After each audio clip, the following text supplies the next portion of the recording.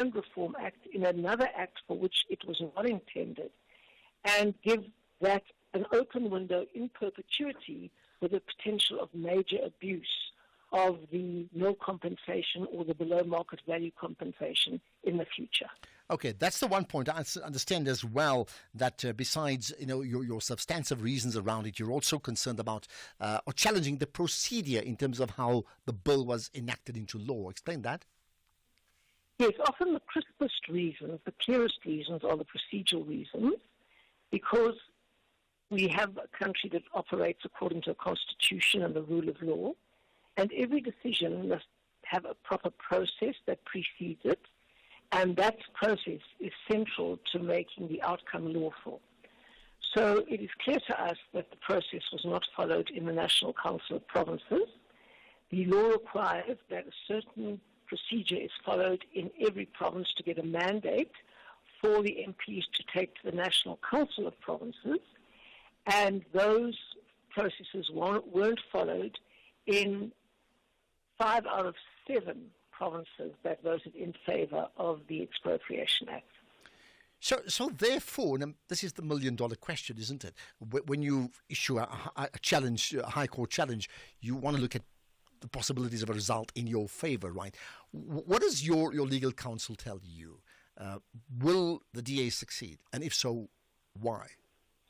I'm always very, very careful of predicting court victories in advance, because that is to tempt fate in the worst possible way.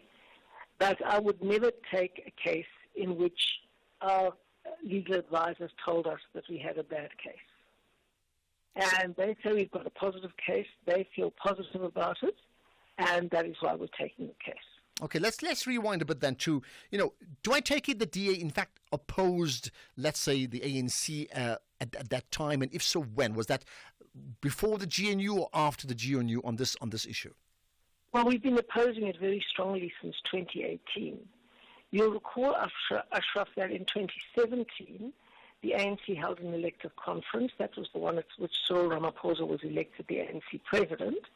And at that one, they passed a resolution at the elective conference to say that the ANC must turn expropriation without compensation into an instrument of law.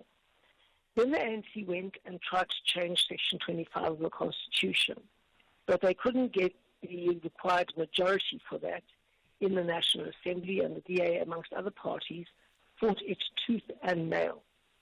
And when they couldn't do that, then they tried to amend the Expropriation Act, and they put in these clauses which we believe are unconstitutional, following an unconstitutional process and bringing that in through the back door, leaving the door actually wide open for future power abuse.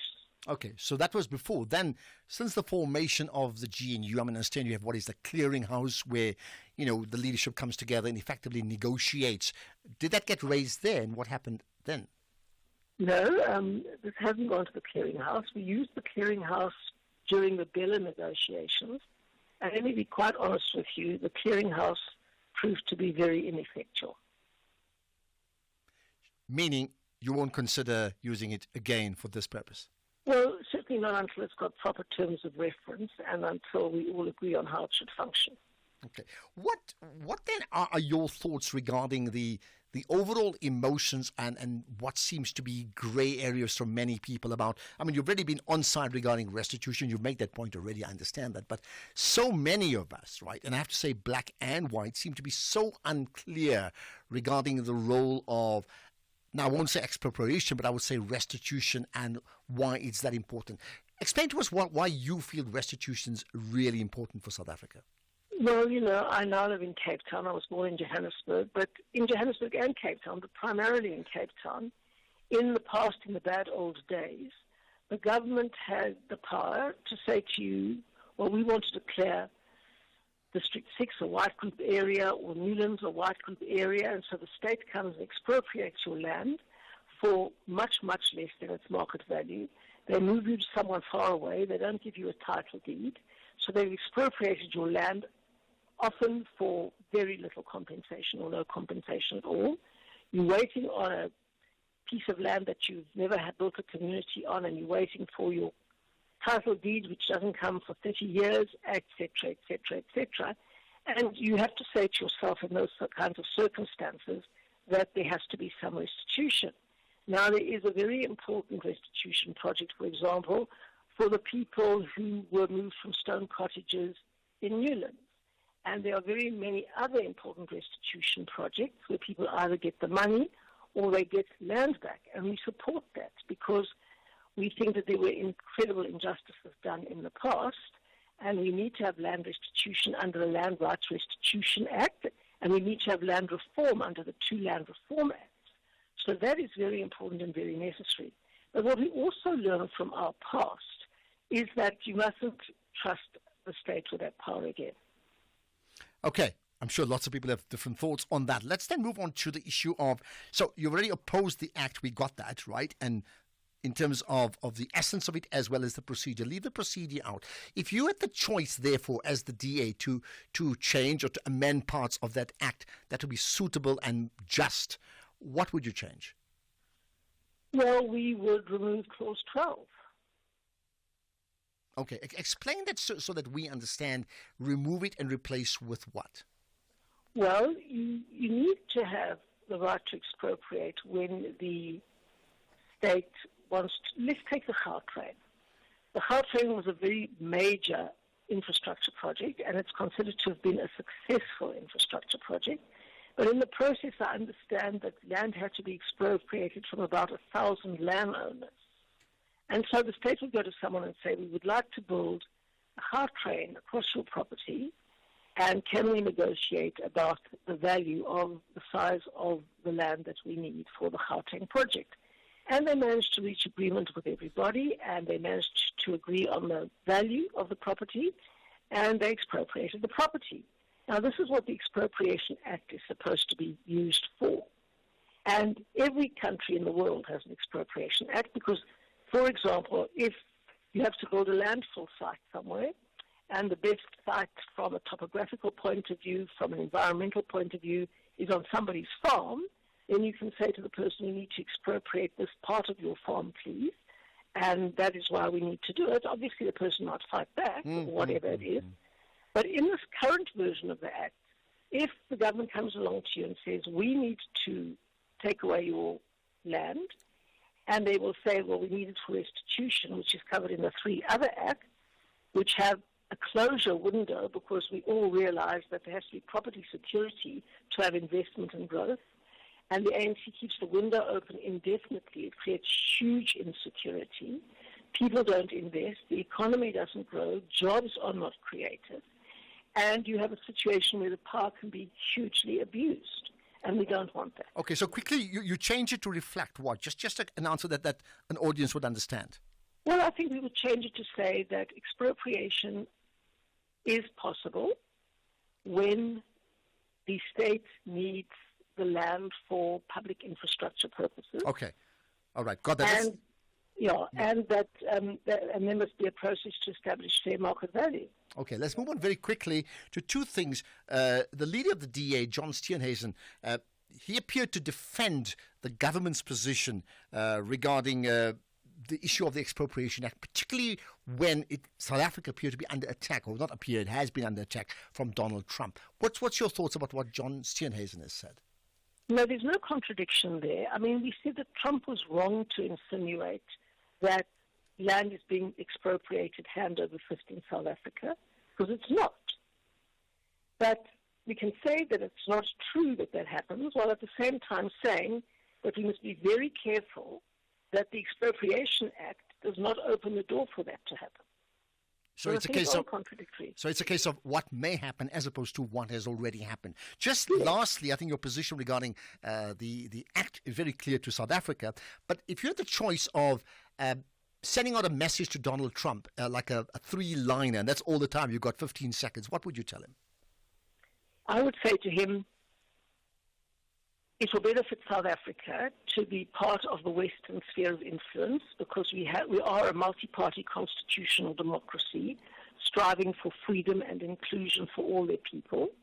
And please, if you're punishing a bad government, don't punish the South African people and enable us to become part of the family of democratic nations. And that's where we will leave it. Helen Zille, appreciate you giving up your time here on the National Pulse. Your thoughts, your reaction after this. In business, a rand saved is a rand earned. And almost 100,000 businesses trust OUTsurance. I'm in tourism. I'm running a guest house here. When I switched over to OUTsurance, it was very simple and convenient. I used the savings to subsidize my solar installations. Switching to OUTsurance was one of the best decisions I made insurance-wise, yes. For your business insurance, contact OUTsurance to see how much your business could save. SMS quote to 43328 for immediate cover. Or visit outsurance.co.za today. A licensed insurer in FSP. T's and C's online. In the Arena is a docu-series that takes an in-depth look at the life and career of the legendary tennis player Serena Williams, offering a behind-the-scenes glimpse into her journey, both on and off the court. It explores her rise to tennis dominance, challenges, and personal experiences. Do not miss out on a great story of incredible impact. Catch In the Arena on Saturdays at 3 p.m. on SABC3. Alternatively, at 9 p.m. on SABC Sport on DTT Channel 4 on Saturdays and Thursdays. Also available at your fingertips on SABC Plus. Proudly brought to you by SABC Sport. For the love of the game. Ever since Uspilion won 5,000 rand, 5 tower on Wheel of Fortune, he only wears white push-in sandals. Star white, Baba. And he owns 10 identical pairs. And before he did not even know the Queen's language. Now, Kalabo, wow. Chance, let's watch Wheel of Fortune weekdays, Monday to Friday at 7:30 on S3 and see how one spin changed Spillion's life and how it can change ours as well in just one day. X at SFM Radio and at Ashraf Garda.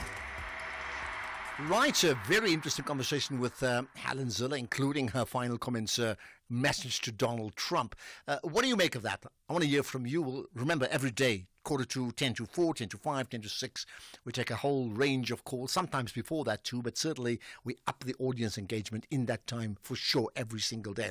086 000 2032, WhatsApp, text or voice notes 0614 104 107, but you can short circuit the queue by just tweeting us right away, tag SFM Radio and myself, Ashraf Garda. Right, with me is journalist Max du Preez. Max, I've made the point of dropping the word veteran because I think that somehow just sidetracks the whole issue. The fact is you've been a journalist and you always have a lot to say and you get us thinking. So welcome to the show. Hi, Ashraf. Yeah, nice to talk to you again. Absolutely. Thanks for joining us right now. I read with great interest a piece of yours that was published on the Daily Maverick site, right? And lots of things said, but the key thing that sticks out, Afrikaners are pariahs in their own land once again. Best to explain what you mean. Yeah, I recall being as a very young reporter in Soweto on June 16, 1776. The whole youth revolted against Afrikaans, and I stood there as a young Afrikaner.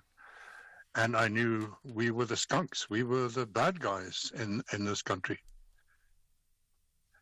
And then we made a peace, and it led to an open democracy. And slowly, more and more Afrikaners got involved and became part of the nation. And now we're back with AfriForum and Solidarity's campaign to get sanctions against South Africa.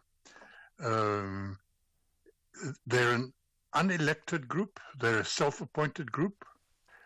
They are extremely wealthy as a group. I don't know if it's an NGO or a company. But, they trade in fear and paranoia. And so they say they have 600,000 people who pay them 50 to 150 rand a month. Now that amounts to many, many millions of rands. And yet they're the victims. Afrikaners are wealthier in material terms and in cultural and language terms than in 1994. There are more Toyota Fortuners per square kilometer in Pretoria than anywhere else in the world. The language is flourishing with many television and radio stations and publications and magazines and books. And yet we want to become refugees in America because we are being oppressed. I mean, it is totally bizarre.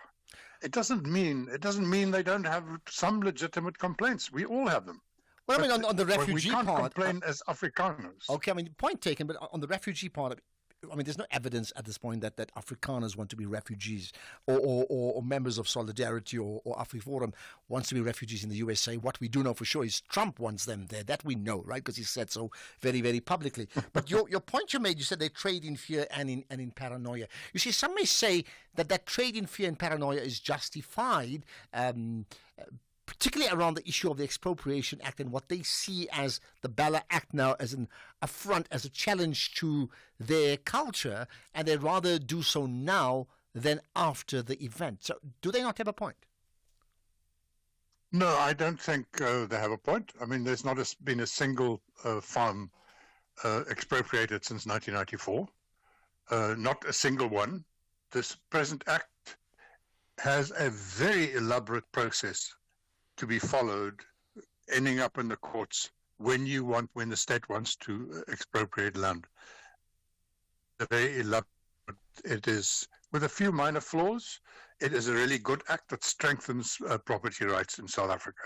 Mm-hmm. But it's part of the paradigm. You know, it's like this primordial thing of they're killing us on our farms because we are Afrikaners.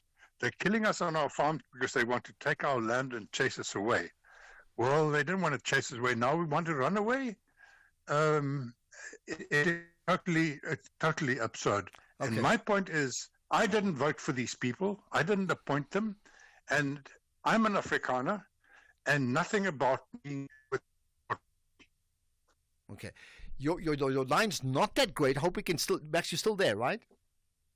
I can hear you. Okay, because it's important to hear what you have to say. As we begin to wrap up, I mean, here's the point. You make the point that not all Afrikaners are like AfriForum and Solidarity. So without getting into the process of what they feel, because, I mean, that's another whole conversation, very important one, therefore, right?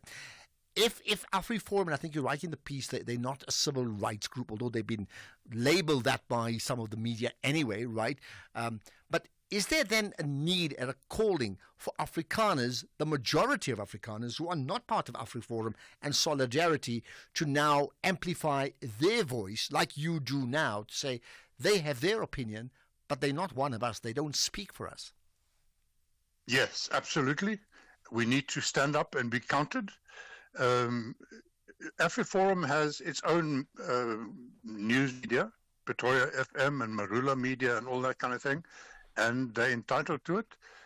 But the voice of the silent majority is not being heard. We are being railroaded by AfriForum, and I blame the Afrikaans newspapers for normalizing, legitimizing AfriForum by every day, using them as expert.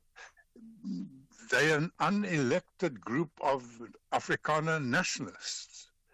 I'm not an Afrikaner nationalist. Most Afrikaners are not ethnic nationalists. And we need to stand up and say, ons is nie almal so nie. I'm being very nostalgic and thinking about the Freya Weekblad all those years ago in terms of what you may have written at that time. I know there's been a later iteration of that now. But just as we wrap up in a minute, right, if you can just answer this then. You speak about, yes, Afrikaners need to stand up and make their voices heard. So, where do they make their voices heard, number one? And when they do so, do they speak as Afrikaners or do they speak as South Africans? No, I think if it's an issue about being an ethnic Afrikaner, then you speak as an ethnic Afrikaner. Because you, Ashraf Garda, you can't speak as an ethnic Afrikaner, but I can. And this is being done in our name, so we must speak. We are South Africans first, and we are Africans, but then we have been put into this little box of ethnic Afrikaners, and then we have to let our voices heard. We need to write into websites, News 24, Netwerk 24. We need to call into radio stations. We need to write pieces. We need to talk in our local church, in our local sports club. That's where we have to normalize this thing and say Afrikaners are just ordinary South Africans, and they are the privileged class. Okay, we're going to wrap up. I'll do a shout out to all Afrikaners listening to the station to say, come on, call in and give us your views. But just the last thing very quickly. We know the numbers may vary. There's been talks about 20,000 Afrikaners already considering that migration to the USA. Just your quick thoughts on that?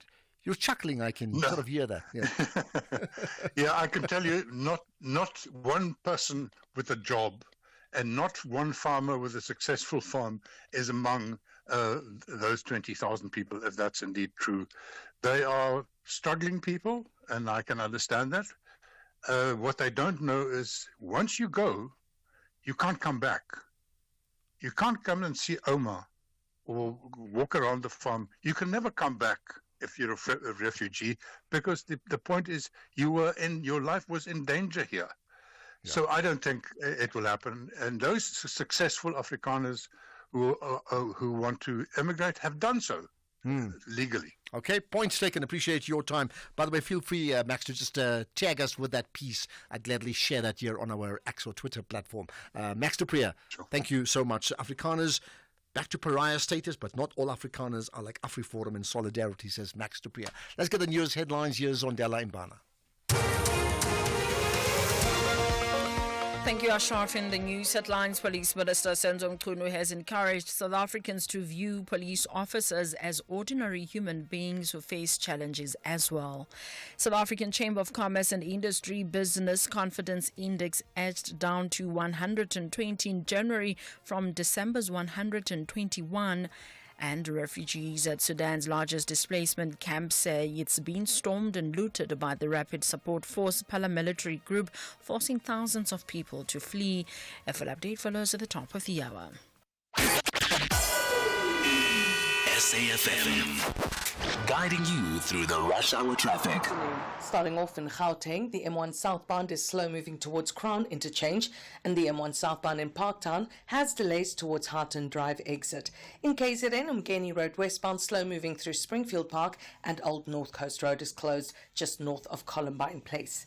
In Limpopo, on the N1, a truck crash reported north of Makado near the R523 junction. In Cape Town, an update from Metro Rail regarding the Southern Line that there are no trains available between Simonstown and Fischhoek due to sand on the tracks. The N7 Jakes Hadville Drive northbound is queuing towards Beaufort Circle, and the M3 southbound slow moving towards Rhodes Drive. With your traffic update, I'm Irma G. This is SAFM Sports with Tuming Kapele. Right, Tumi, let's talk sport. Let's talk the Proteas. We're starting off with cricket this hour. Very good afternoon to you, Ashraf, and our listeners. Well, South Africa posted 325 for 5 in the 50 overs against Pakistan in the Tri-Series. Earlier, the Proteas won the toss and they elected to bat first.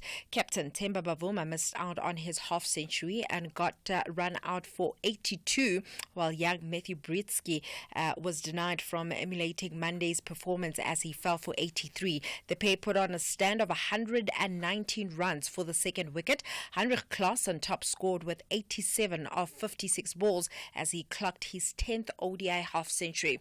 Pakistan are currently batting. They're sitting on 15 for no loss after 2 overs. They need 338 runs in 47 overs to win this one. And whoever is going to win is going to the final on Friday to face Australia.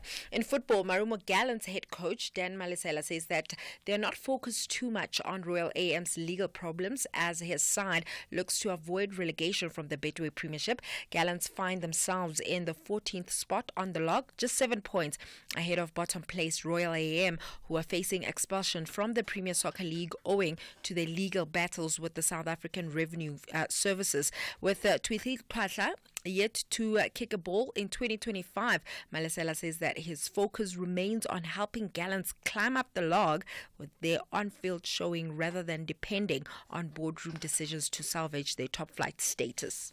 It has never even come to my mind.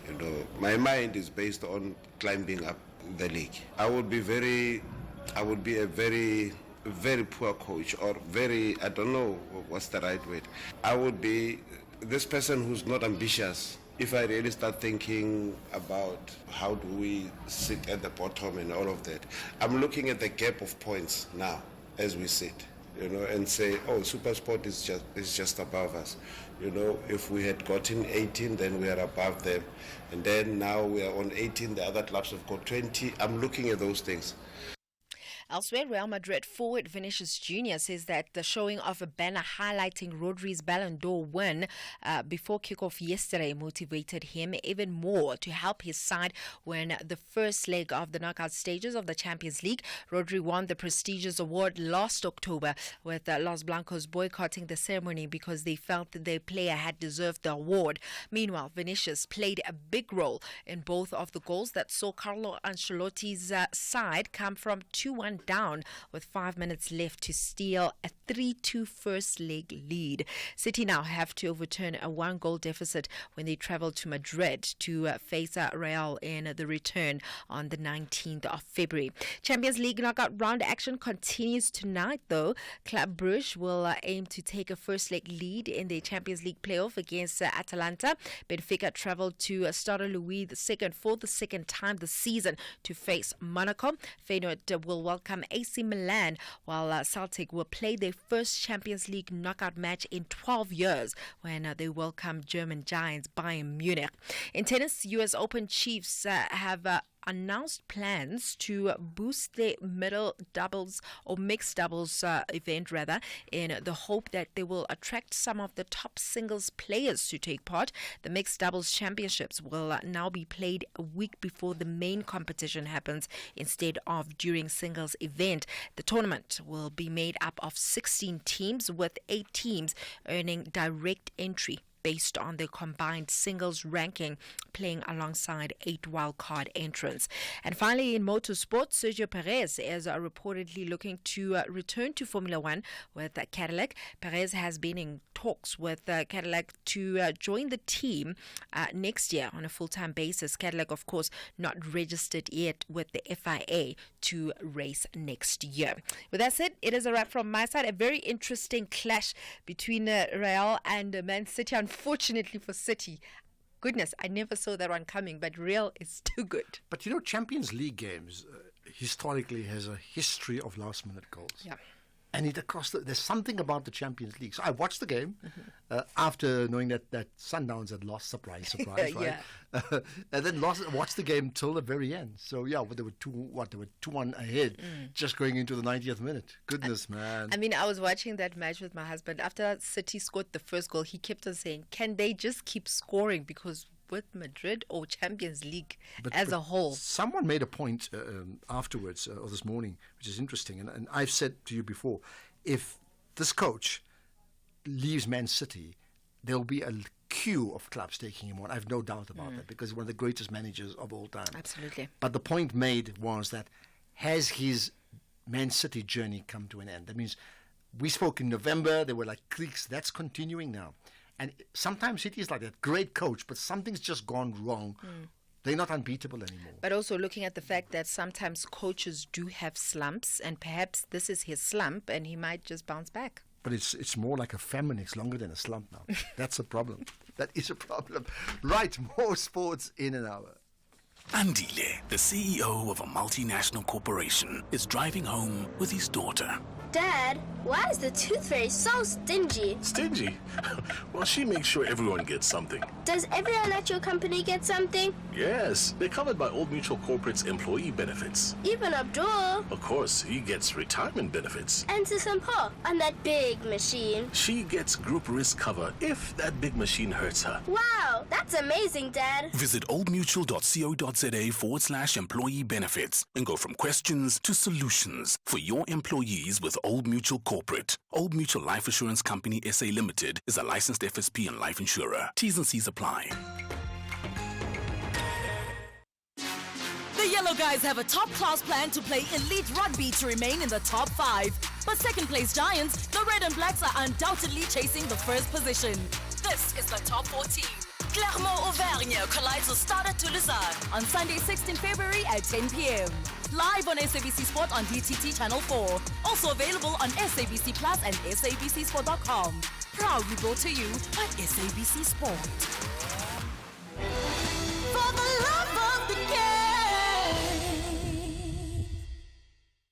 Fizzy drinks and fruit juices can make our children sick. Sugar is dumped into their bodies with every sip, which could lead to obesity, heart disease, and diabetes as they age. We must protect them from drinks high in sugar. Demand a stricter health promotion levy now. Sign the petition on heala.org. That's HEALA.org.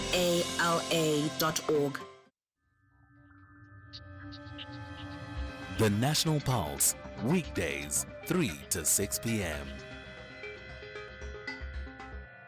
There are so many people who wants to comment about the two conversations we had. Helen Ziller, as well as Max du Preez, that double header of sorts. Now, firstly, let me remind you, there's a podcast up of both of them. So go to it, safm.co.za, then you'll check under the category The National Pulse, which is the case every single day. All the key interviews, we have a podcast of all of those up. So please listen to it, download it, share it with your friends. Use it as the basis of conversation. Well, I wonder what you make of it. I mean, just listen very clearly in terms of what was just said and what you make of it, right? We should be connecting with the chairperson of the CRL Rights Commission pretty shortly, but let's get to some of the issues that we just spoke about earlier on. Hi, Ashraf. I wanted to ask with Zille saying that there were 5 out of 7 processes that were taken in the National Council of Provinces. The question is, those processes that were omitted, were they all followed to the letter in any other bills that have been enacted into law? All right, good question. I can't say, and the fact is, even if they challenge it, whether that would have dramatically changed anything, or whether, assuming that's overturned, the act is overturned because of that, they could simply just revisit it and still turn that bill into law, for example, if that's the case. I don't know much more about it, so I can't really answer that, okay? Right, there's another comment on the issue of Gaza. Afternoon, Ashraf. Ashraf, what makes mass killing of people a Holocaust? Is it the person who is doing it, or what? What is the difference with what is happening in Gaza there? Norman from Brixton. When you say what is the difference, I'm not sure the difference between what and what, just so that we're very clear about it. But thanks for that, Norman, with a question, really. Here we are. Good afternoon, Ashraf. I can't comprehend the fact that the DA and the ANC agreed to work together in the GNU, because these are the two different political parties with opposing policies. Now I think that they did not put the country's interests above their own political interests when they entered into the GNU. They are there for their own selfish reasons. Thank you very much. Peter Maila Machaba from Letswatla. Thanks for that, Peter. But I mean, your tease on the selfish reasons, how do we know that? I know I've said very often on air and on the Twitter platform or X to say the problem with most political parties, it always appears that they put the political party first and the country second. But in specifically to your question, they may come back and say, in fact, having the GNU was exactly because they put the country first and they didn't want the country to be run by others. So that would be their not so selfish reasons. I mean, we can have that debate all day long, isn't it? Right, let's talk about the CRL Rights Commission because they have some very important pronouncements in terms of some big issues right after this. Ashraf Garda on SAFM. Right, with me now is Toko Mkhwanazi Qaluva, who's the chairperson of the CRL Rights Commission. Toko, I appreciate your time. Thanks for connecting here on the National Pulse. Thanks for having us. Right. Now, we speak to you because I understand, your commission has been in a planning session and therefore you've come out with some pronouncements with a range of issues, right? So let's get your thoughts in terms of what those pronouncements are. Firstly, you pronounced on what has been described as the Phoenix Massacre. What is your position on that? Our position on that is that we need to go through a reconciliation process with the two communities that were where the murders happened and those that were murdered. But we're also saying we need to go through a process where we can build everlasting peace. It's going to take time to do that, but we're saying we need to bring in all resources in the country and even outside the country where we can build peace, everlasting peace between the two communities. Okay, now, I mean, that would make the assumption that what happened around that time in those KZN riots that also spread to Gauteng, that specifically in Phoenix, it was beyond a riot of people arguing with each other, but it was race-based. Is that what you're saying? That the determination of who were attackers and who were victims was based on race? But I think we all know that the majority of people who died were Africans, and that the people who have been arrested were Indians. So we don't want to belabor the point, but we want to say, let's find a mechanism, because I don't want to believe it happened overnight. There's a historical background to it, and we also don't want to believe that it will never ever happen again. We want to say we need to put in our heads together, our energies together, so that we prevent any future massacres. So in terms of, therefore, your pronouncements, when I say yours, the CRL Commission, right, about, a greater need for reconciliation, I'm going to suggest that outside even what happened in Phoenix, there's a greater need for reconciliation across the board on so many issues that we are divided on the basis of race or tribe or color. I totally agree. We are a nation that went through a terrible past. And it's not as if we then had a miracle in 94 and we forgot everything that happened in the past. We're still living our past. Our children are living our past. Okay. We need to start saying our great-grandchildren should not live our past. These are very difficult things because some of it is pronouncements we make over the dinner table about how we hate these people, how we hate those people, how horrible they are. We need to be conscious as a nation that whatever we're passing through to our children should not be poison that we live through, that we conscientize our minds, that we bring a new reality. Well, I think you're right. I mean, many people, and I've certainly pronounced on it myself, to say there has to be these, at community level, not at national level, workshops around conscious and unconscious racism that perhaps we all are guilty of, right? But that's the one. Let's move on to the other issue about what I understand is an interesting one about the commercialization of religion. What about that? We are saying we started this process some years ago. Some of the journalists will remember. They were part of the investigations we did to look at what is happening in the country, the issue of people being made to eat grass and whatever, the abuse of people financially, sexually, spiritually by their religious leaders. We then came out with a recommendation out of that process that said we are wanting to set up a peer review council, a mechanism where the religious leaders, the senior religious leaders themselves, can come together and form a council that will look at registering them, licensing them. If they've done wrong, temporarily withdrawing the license. If they've done extremely wrong, then removing them totally from the sector. It happens with lawyers, it happens with social workers. Everybody else is regulated except this sector. That is very sensitive, really, in terms of the access they have to people's minds, in terms of their beliefs, the access they have to people trusting them more than they trust anybody else. I think that's very true. They need to be protected. All right, I want to talk about other things, including the recycling of graves right after this. Ever since Uspilion won 5,000 rand, 5 dawa on Wheel of Fortune, he only wears white push-in sandals. White, Baba. And he owns 10 identical pairs. Before he did not even know the Queen's language. Now, Kalabo, wow. Chance, let's watch Wheel of Fortune weekdays, Monday to Friday at 7:30 on S3 and see how one spin changed Billion's life and how it can change ours as well in just one day.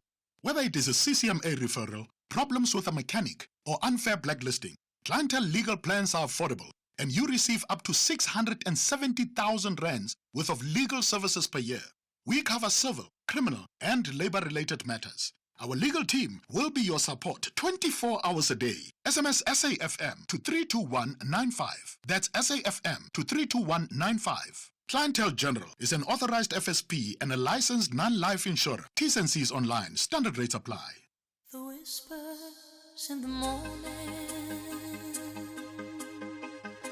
as I look in your This February, the month of love and self-care. At SAFM, we're celebrating with you, spreading love to all. Let's embrace kindness, connection, and self-care. And as always, SAFM will continue leading the conversations that move us through love, wellness, and everything in between. This month, let's love ourselves, love each other, and keep the conversation going. SAFM, leading the conversations that move us. 'Cause I'm your lady and you are my man.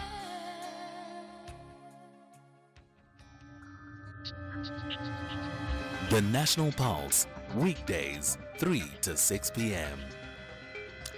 Right, we continue chatting to Toko Mkwanazi Kaluva, the chairperson of the CRL Rights Commission. We've been talking about their pronouncements regarding the Phoenix massacre as well as the commercialization of religion. Two other issues. One is the issue of the Kwaziza Bantu Christian mission. So let's talk about that. What about it? We have complainants who came to the CRL Rights Commission about 2-3 years ago. They lodged their complaints and were now in a situation where the complainants are taking us to court because they feel the report did not address their issues, firstly. But secondly, they're threatening to sue the CRL Rights Commission. So we've just started, as I said, we are appointed from the 1st of January. We'll find this thing on the table. We're saying we're willing to reopen discussions with the victims whom we feel are probably justified. I don't think someone who comes to you to mediate over a situation takes you to court for no apparent reason. We're saying, let's talk. We're willing to reopen those discussions. We're willing to look at their complaints in a very holistic way, and we want as much as possible to pull them out of the legal system into a much more user-friendly situation. We acknowledge their pain, first and foremost, that they are traumatized, feeling traumatized by the process we took them through. We're saying we acknowledge that, but we need to have a relook as the new commission as to how we can resolve this issue. Okay, and the last issue you pronounced on is the issue of the recycling of graves. Tell me about that. You see, we've identified a few cases of recycling of graves. The major problem, which we have been trying to get out of the way, is the eThekwini municipality, where they're recycling graves. We're not necessarily against the reuse of graves within families. But what they are doing is that your mother would be buried here, and then 10 years later, because you haven't paid the rent for the grave, they take out your mother and put in somebody else in that grave. That goes against the cultural beliefs of people. And then people find that they can't even know where their mother's bones were taken to. We're saying that's a constitutional violation of the highest order. And we've asked them several times to stop this thing. Was saying, let families reuse the graves. If my mother was buried here, let me be buried on top of my mother, not some other person I don't know and I'm not related All right, here's the, and that makes lots of sense. I know there's been a shortage of grave space around, or a shortage of grave space around the country. I hear that. Here's the last thing, right? In terms of your pronouncements, right? What happens to it next? You make the pronouncements. How much weight does it carry? So therefore, where does it go after this? You mean the issue of graves? Yeah, in terms of your pronouncements that's come out of your commission hearings, you have views, you have a position on it, right? What happens next to those views? Well, in terms of the issue of the commercialization of religion, we're taking it straight to Parliament. We're setting up a committee of religious leaders who will help push the legislation through Parliament to make sure that we can hold religious leaders accountable. In terms of the recycling of graves, we're going back to the eThekwini municipality and we're saying if they don't stop doing what they're doing, we're taking the complainants who complained to us about their parents' bones missing to the Equality Court. Because we feel we've spoken long enough, now it's time to take the matter to court and for them to have a court order to stop them from doing this thing. Okay, let's leave it at that. Thank you for your time. Lots to consider based upon the conversation we've just had. So thank you so much for your time there, for your pronouncements from the CRL Commission. I wonder what you make of all of that. Thanks for your time. Right, time for some calls and comments that you have. Let's pick it up. There's lots of comment about Trump and Max du Preez, understandably so. Good afternoon, Ashraf, SAFM listeners. It's Marumo here in Mahike. You know, I was so happy. The gentleman you just spoke to, Max Topi, I didn't get the name correctly. He'll forgive me for that. I'm so happy that we still have those kind of Afrikaners in our community. I'm so happy. I think with the kind of the person he is, others can just go to Donald Trump. Marumo in Mahiken, thank you.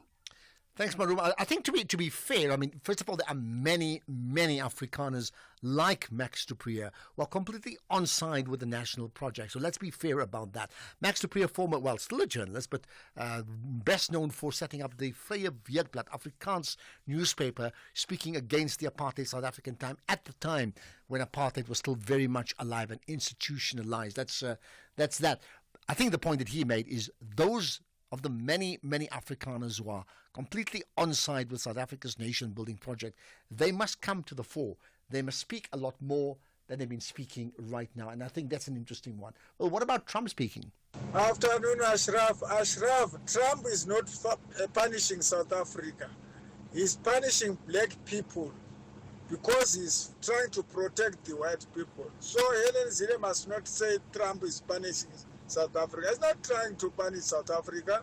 He's trying to punish the black people who are mistreating the white people. So he's punishing the black people. No more from Brixton. Are you saying they are mistreating, or are you saying allegedly so in terms of how he sees it, Norman? Right, think about that. Let's get to the news now. It's 4 o'clock. Here's Ondela.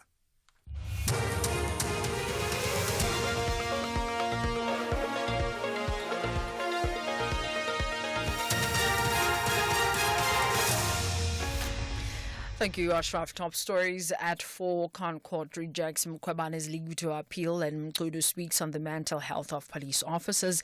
For SAFM News, I am Ondela Mbana, and a very good afternoon.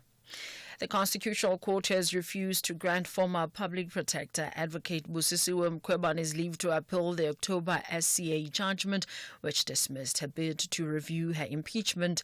The decisions of the Section 194 inquiry led to her removal from office. The Apex Court found that the application for leave to appeal must be dismissed on the basis that it is moot. Kanima Panga reports. Advocate Mkhwebane turned to the Apex Court after the SCA concluded in October 2024 that her impeachment-related bid falls to be struck from the roll with costs. The court's reasoning included numerous grounds, namely that there was neither an appeal properly before the court nor an appellant to prosecute it. This as the matter, which cited the Public Protector of South Africa as the appellant, followed the conclusion of the Section 194 inquiry and Mkhwebane's subsequent removal from the office of the Chapter 9 body. Kani Mapanga, SABC News, Johannesburg. Police Minister Senzo Mchunu has encouraged South Africans to view police officers as ordinary human beings who face challenges as well. Mchunu was speaking at a 3-day employee health and wellness workshop in Boksburg, Benoni. The workshop aims to tackle mental health challenges faced by police officers. People in South Africa want, as you say, they don't want to hear police have trauma, police have this problem and they can't work, because they demand service, and they demand service now, whatever problem they have, and therefore it's part of making sure that we're well positioned and conditioned inside to perform our duties without any hindrance. Political parties continued to criticize each other on the second day of the State of the Nation address debate in Parliament. President Cyril Ramaphosa will reply to the debate tomorrow. Chief Whip in the National Council of Provinces, Kenny Moimanga, argued that during the first day of the debate, some political parties chose to use lies to distort the work of government under the GNU. The South African Chamber of Commerce and Industry Business Confidence Index edged down to 120 in January from December's 121. The decline in the index was mainly attributed to lower export volumes. Saki says stronger imports, vehicle sales and rising tourist numbers had a positive influence. The Chamber's Richard Downing maintains that the overall business confidence remained stable after strong improvement in the second half of 2024. We're using 14 indices to compile the Composite Business Confidence Index. And there's only actually one of them, merchandise import volumes, that declined a bit in January, and that decline caused actually that one index point dip in January. But the dip wasn't serious as such, because a lot of the other positive moves in the economy and in the business kept the index up above the 120 level, which is a very good level if you compare it to what happened in the past and where we were. It seems like there's still some convincing that the government of national unity will attend to economics and get economic growth going. Refugees at Sudan's largest displacement camp say it's been stormed and looted by the Rapid Support Force paramilitary group, forcing thousands of people to flee. The camp in North Darfur houses 500,000 people who are already suffering from famine. The BBC's Barbara Platt-Asher has the details. It's really hard to get a clear picture. We don't really have information about numbers or, injuries or deaths. What we have heard is that the injured are having a hard time getting treatment because the hospital in Zamzam no longer does surgeries. And the North Darfur health minister has also said that people who were injured weren't able to get to the nearby city of Al Fasher. He says the RSF is blocking the road, although hospitals in Al Fasher have also either been shut down or damaged in the long siege. In terms of damage in the camp, it seems as if there was quite extensive damage to the market. That's what we're told. And there are also videos on social media which show smoldering ruins. Recapping the top story, the Constitutional Court has refused to grant former Public Protector Advocate Busisiwe Mkhwebane's leave to appeal the October SCA judgment, which dismissed her bid to review her impeachment. I am on Lambana for SFM News headlines at 4:30. And coming up in your sports this hour, Proteas post big total against Pakistan, and SA Under-23 wheelchair basketball on track to defend title. More details at 4:30. SAFM, guiding you through the rush hour traffic. Starting off in Gauteng, the M1 southbound in central Johannesburg, queuing towards Crown Interchange, and the M57 in Centurion is closed near St. George's Hotel. In KZN, the N3 westbound queuing at Ashburton, and the N3 eastbound queuing towards Ashburton. And Umgeni Road westbound is slow moving through Springfield Park. In the Eastern Cape, on the N10, a truck crash reported south of Cookhouse at Middleton, so expect delays. In Limpopo, on the N1, a truck crash reported north of Mikado near the R523 junction. In Cape Town, the N1 outbound has a stationary vehicle at Marine Drive. The M5 northbound slow moving towards the N1 Kuburg interchange, and the M3 northbound is queuing at Paradise Road. With your traffic update, I'm Irma G. Stay safe on the roads. SAFM is with you. In business, a rand saved is a rand earned. And almost 100,000 businesses trust Outsurance. Switching to Outsurance has definitely saved me money, 2,107 rands per month. I would recommend Outsurance to all business owners because they will definitely save money. With Outsurance, you always get something out. For your business insurance, contact Outsurance to see how much your business could save. SMS quote to 43328 for immediate cover or visit outsurance.co.za today. A licensed insurer in FSP. T's and C's online. V up your 2025 with Vodacom Business and Galaxy AI. Save up to 20,000 Rand with trade-in when you pre-order the new Samsung Galaxy S25 Ultra 256 gig on a Red Business 1.5 gig plan for just 1,539 Rand per month over 24 months. Enhance your deal with the Samsung Galaxy Watch 7 eSIM for 69 Rand extra per month. Available in-store and online. Further together. Vodacom Business.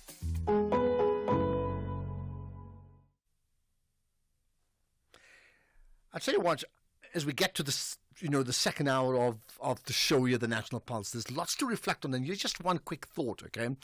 One is, I'm not talking about the morality and the principle of what AfriForum and Solidarity and maybe others have done. I'm looking at if they've put in 5 or 6 years of hard work to mobilize global opinion of key decision makers against South Africa, which is clearly what's happened now. There are significant thought leaders with real power who have an opinion on South Africa and who are carrying that out. And if it's taken some serious groundwork to get to them thinking the way they are, what then is the plan of South Africa Inc. now to try and do the same thing? Have they done that before? Will they do so now?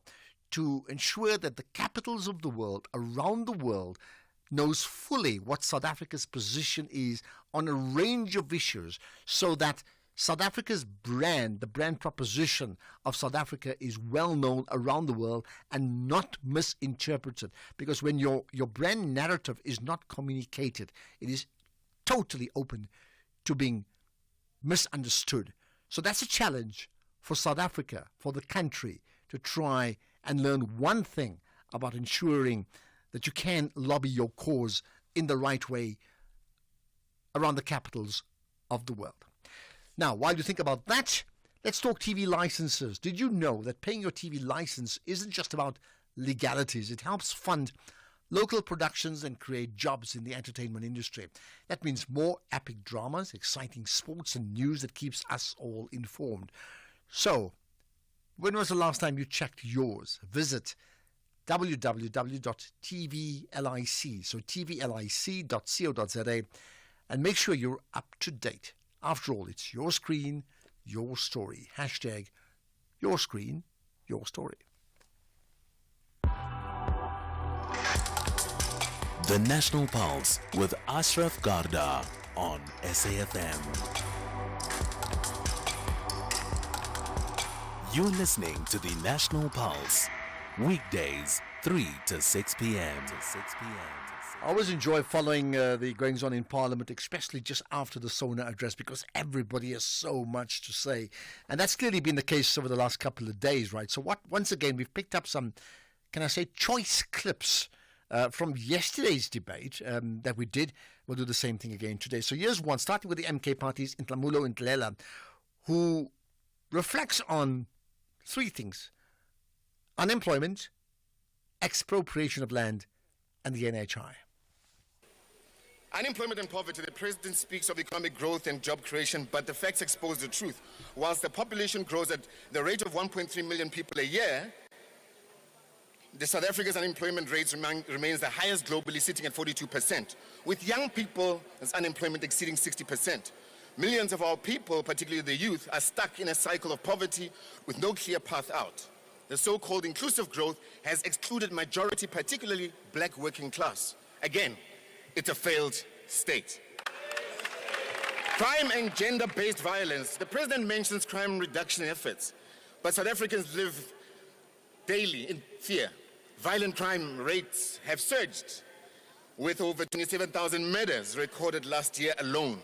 Women and children continue to face the brunt of this violence. Gender-based violence gender-based violence remains a national crisis, yet the government response is fragmented and unfunded.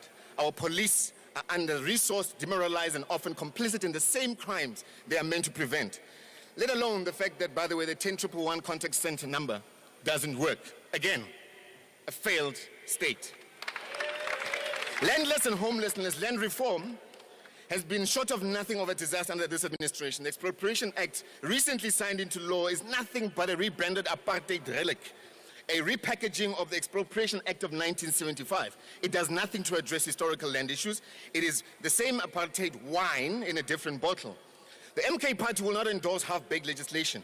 We will push for an amendment of Section 25 of the Constitution to enable genuine land expropriation without compensation, to return the land to our people. And again, we know it's a failed state. Diluted national health insurance. The national health insurance signed into law is a betrayal to the needs of our people. It will not collapse private medical aids, but will instead make them richer. This government remains committed to protecting white capital interests, always pleasing whiteness at the expense of our people. Our hospitals continue to fall apart. Clinics lack basic supplies. Mothers give birth in corridors. Children die due to preventable diseases. President, this is a failed state.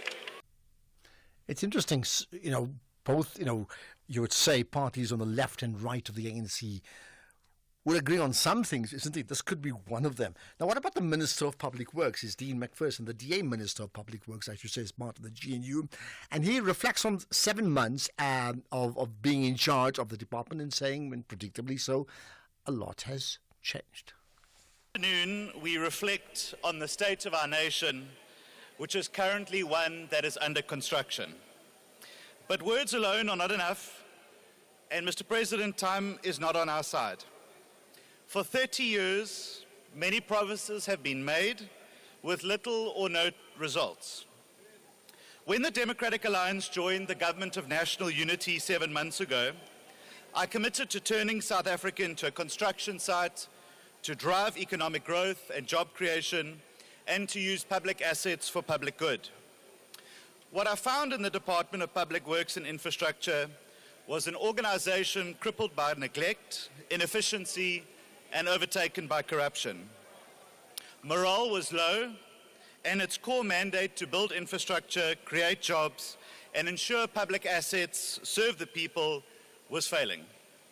But just in 7 months, that story is now beginning to change. We are building a department with a bold vision, with staff that are motivated, and where big ideas are embraced. One of my most important decisions has been to use public assets for public good. For far too long, state-owned properties have stood vacant, attracting crime and decay. In a major policy shift, we have released public properties for request for proposals, inviting both the public and the private sectors to submit their ideas. Soon we will be converting eyesores, such as the barracks in eThekwini, into a mixed-use development where the first new skyscraper will be built in Durban in the last 20 years. In our first round of proposals, we have released 31 properties for redevelopment at a value of 1.4 billion rand. Mr. President, this is going to generate up to 10 billion rand in private sector investment.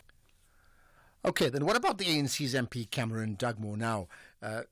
Two of the hottest issues in South Africa in the last few months, besides the GNU as a phrase, has got to be expropriation of land and the Bella Acts. President, you signed the Bella Bill into law, enabling access and equity to basic education, compulsory grade R.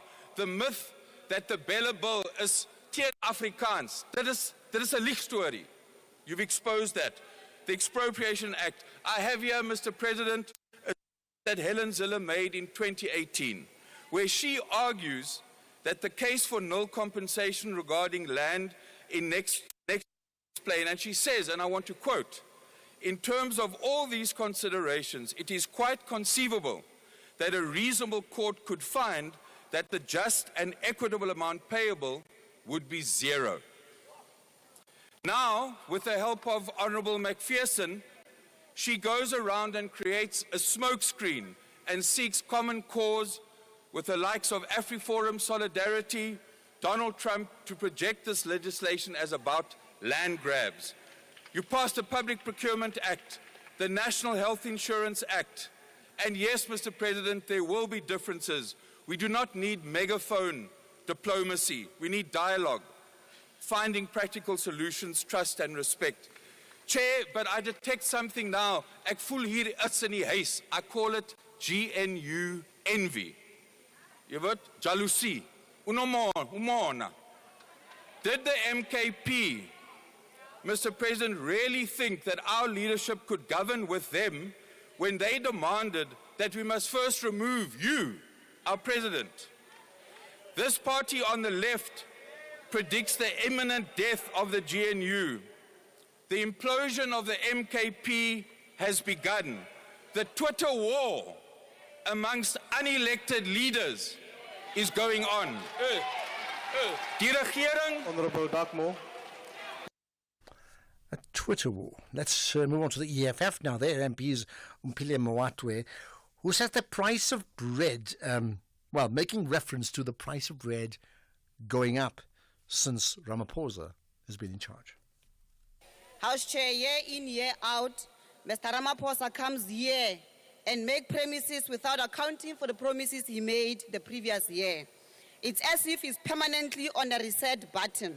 And the sad thing is, every time he opens his mouth, more and more people become statistics of unemployment, of poverty, of rape and murder. Mr. Ramaphosa, why don't you rather keep quiet and go look after your Ankole in Palapala farm? Because you are the elephant in the room. There's no hope for our youth. Men and women are lingering in the streets of South Africa in absolute poverty and despair. We've listened to the submissions by the members of the former liberation movement and their allies, the right-wing new liberal forces who are waging a war against Bella, the NHI, expropriation of land without compensation, and all progressive and transformative legislation. We will meet on the picket lines, in the streets, and everywhere our people need us to fight for service delivery, to fight against injustices, fight against corruption and maladministration, and to restore the dignity of a black child. We will never retreat. Commander-in-Chief, when President Cyril Ramaphosa said in his first and second State of Nation addresses in 2018 and 2019 that they had a plan for critical areas of investment that would support structural transformation, growth and job creation, what exactly was he talking about? Because since then, we've seen nothing but suffering, deepening unemployment, and rising cost of living. Mr. Ramaphosa, when you started in 2018 and said Tumamina, the price of bread was 12 rand. Today is 22 rand. The price of a liter of petrol was 15 rands. Today is 25 rands. The price of 2.5 milli meal was 21 rand 84 cents. Today is 39 rand 19 cents. Our people cannot afford to eat. Maybe that's a telling statement. Our people cannot afford to eat. In fact, many say our people can't afford to live because of, across the board, the prices are just sky high, including, utility bills, rates and taxes and so on, right? Okay, we'll certainly have another update on that if and when it does warrant it. Let's move on to another issue regarding epilepsy, because this is National Epilepsy Week right after this. Andile, the CEO of a multinational corporation, is driving home with his daughter. Dad, why is the tooth fairy so stingy? Stingy? Well, she makes sure everyone gets something. Does everyone at your company get something? Yes, they're covered by Old Mutual Corporate's employee benefits. Even Abdul. Of course, he gets retirement benefits. And Sisampo on that big machine. She gets group risk cover if that big machine hurts her. Wow, that's amazing, Dad. Visit oldmutual.co.za/employee benefits and go from questions to solutions for your employees with Old Mutual Corporate. Old Mutual Life Assurance Company SA Limited is a licensed FSP and life insurer. T's and C's apply. Upgrade your TV game with the SABC TV License Rewards. It's your golden ticket to VIP treatment. Imagine signing up at sabctvlicenserewards.co.za, breezing through a few steps, and bam! Instant reward. Just for being you. Plus, pocket up to 500 Rand back. That's the cherry on top. But wait, it's not just about the cash. We're talking about sweet deals and epic rewards. Think discounts on all your favorite things, from shopping to travel and entertainment. Your payment unlocks a world of fun. So, why wait? Dive into the excitement. Join the SABC's TV License Rewards at sabctvlicenserewards.co.za. Hit those buttons and watch your TV experience level up. T's and C's apply. Remember, TV license fees aren't just payments. They make a difference. Ashraf Garda on SAFM. Some quick comments. MKP is a Zuma entity. No constitutional rights will be used there. Zuma is the only constitution in the MKP. The stunt pulled by Duduzile Zuma has nothing to do with party politics, but tribalism, and the fact that the MKP is her father's entity comes from Siyabonga Ntende, from Stutterheim in the Eastern Cape. And another one, Ashraf, I'm one of the family, this is an interesting one, I'm one of the family who benefited in land purchased by the ANC government on the process of willing buyer, willing seller. Difficult process and complex. I think one organize with the beneficiaries instead of listening to people who knows nothing about the process and how privileged to be a landowner. That's why white farmers are up in the arms.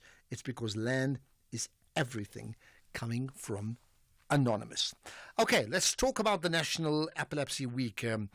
We're in the midst of it now. Let's find out what the plans has been for the Department of Health in the Gauteng region. With me is Dr. Dimakatso Makwela, the head of neurology at the Gauteng Department of Health. Dr. Makwela, appreciate you connecting to us here on the National Pulse. Thank you so much, Asha, for having me. I'm only head of neurology at Charlotte Maxeke, only not for the province. Okay, we gave you a promotion of sorts, right? Yes, you did. Let me withdraw that promotion then anyway, right? Thank you. Apologies for that. Right, let's talk then about, so in the midst of National Epilepsy Week, just to confirm so we have no misconceptions, what is epilepsy? Epilepsy is a very important disease, because over 1 in 100 people in low middle income countries live with epilepsy. So what epilepsy is a disease of recurring seizures. So we can use the name seizure, convulsions, or fits interchangeably, because while one may be referring to what's happening in the brain, one is referring to what you see outside on the body, but essentially is the same thing. So when you have recurring unprovoked seizures, that's when you can meet diagnostic criteria for epilepsy. That simply means that not all seizures are said to be epilepsy. They can happen without the diagnosis of epilepsy. Epilepsy means there's no other medical reason why they're happening, and they have to recur more than once, at least more than once, more than 24 hours apart. I understand. Well, I was going to ask you about what brings it on, and you're saying there's no really medical explanation for that. So are you able to answer that? What brings it on? So there can be reasons why it comes. I mean, we can have primary epilepsy disorders where there's a genetic component to it. It's inherited. Sometimes there is no specific reason found. It just happens. You just have recurring seizure activity. And then other times there can be epilepsy secondary to something that has happened, where there was either some other form of injury to your brain, like in a stroke, which leaves a scar, trauma to the brain, or surgery, or there was a tumor, infection, or whatever other problems there are, that can be the reason why then there would be a reason to have seizures frequently. So we have to explain what seizures are so that it makes sense. So when there's a seizure, because our body and brains work with normal electrical impulses, when there is like a malfunction of that system, you have almost like, can easily be described like as having a electrical storm in the brain. So your electrical activity goes haywire, it's short-circuiting, or there's a storm, then you have what looks like a seizure. So if there is an injury or scar on your brain, it can very easily lead into that kind of malfunction of that electrical system. So it can be primary, no specific cause or inherited issues. You do all sorts of tests and you may not find out why this particular person has it, or there is a particular brain abnormality such as scarring because of these reasons that I've mentioned. Okay. Well, thanks for explaining that. Let's then move on to, in the midst of this epilepsy week, I mean, you have a plan, you have a project around awareness and how one can make people who are epileptic their lives easier, right? So tell me more about that. So we want people to be aware of the disease and know that this is, while it is a chronic disorder and can potentially render people disabled because they cannot, when you have a disability, you said you cannot perform normal daily activities for an extended period of time. Epilepsy can do that to people. However, on the opposite of the spectrum is people living with epilepsy can have fully functional lives, good quality of life with fulfillment and joy out of life. So this is a disease that can be managed and have people who live full lives, are economically active and are not labeled disabled and dependent on others or even states for their lives and livelihoods. So This is why we need to have awareness, to know that the disease can be managed. There is help out there. We just need to know where to go and seek for help. Okay. And I take it, I mean, obviously families of people who suffer from epilepsy would understand how to treat them when they have this epilepsy or attack or fit, right? But for the majority of us on the outside, there's a sense of we don't know and a lot of overreaction in many cases, right? What's your advice for the observer, for those who are listening right now who don't have anyone close to them with epilepsy and they suddenly encounter an epileptic fit in their presence? What should they be doing? So it is important to know that we can't stop the seizure when it happens without medication. It's important to just help the person not get harmed by external forces while the seizure is happening. So seizures in some people can happen with a warning where it's called an aura, and the person will know this.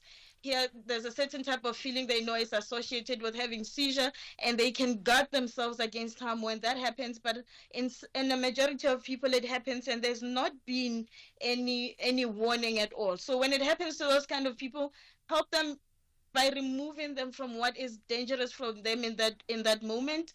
There's a lot of rural communities that use open fires for cooking. People with epilepsy do actually fall into a fire, and they are in their unconscious state can literally burn and have severe burns because of what's happening. So if someone is watching, obviously remove them from that kind of environment. If they have a seizure in a tub, even in a bathtub or swimming pool, there's a risk of drowning there. So, or in instances where we don't have these major type of risk environments, it could be that they're banging their head against the wall, against the table or something. So you essentially, all you need to do is lie them on their side.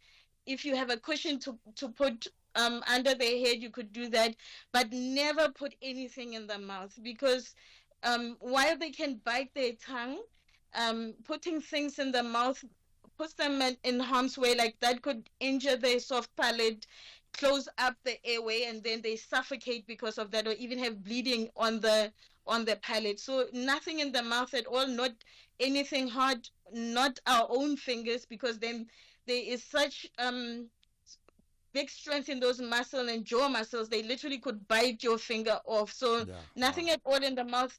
Put them on the side. Do not put them on their back, because there is a risk of vomiting and aspirating vomiters into the lungs when lying on the bed, or even the tongue itself falling onto the throat and closing the air passage. So on the side, tongue moves out of the way. If there's vomit, it flows out of the mouth, and remove any harmful things around them, and the seizure will eventually by itself stop.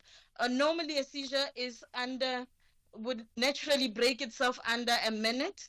However, if you go and have seizures that recur over and over again and over into 5 minutes, then that person definitely needs to be going to emergency room, so you need to call an ambulance for that kind of person. I understand. So, all right. Yeah. Well, They let's need to leave also it at that. time it. Yeah, let's leave it at that. Feel free, by the way, to tweet out some of the information that you have, and if you can direct more people to, to being more aware of what needs to happen around epilepsy here in the midst of National Epilepsy Week. So let's leave it at that, Dr. Dimakatso Makwela. Thank you for your time. Let's now get to the news headlines. Here's Ondela Mbana. Thank you, Ashraf. Right in the news headlines, the Constitutional Court has refused to grant former public protector Advocate Busisiwe Mkhwebane's leave to appeal the October SCA judgment, which dismissed her bid to review her impeachment.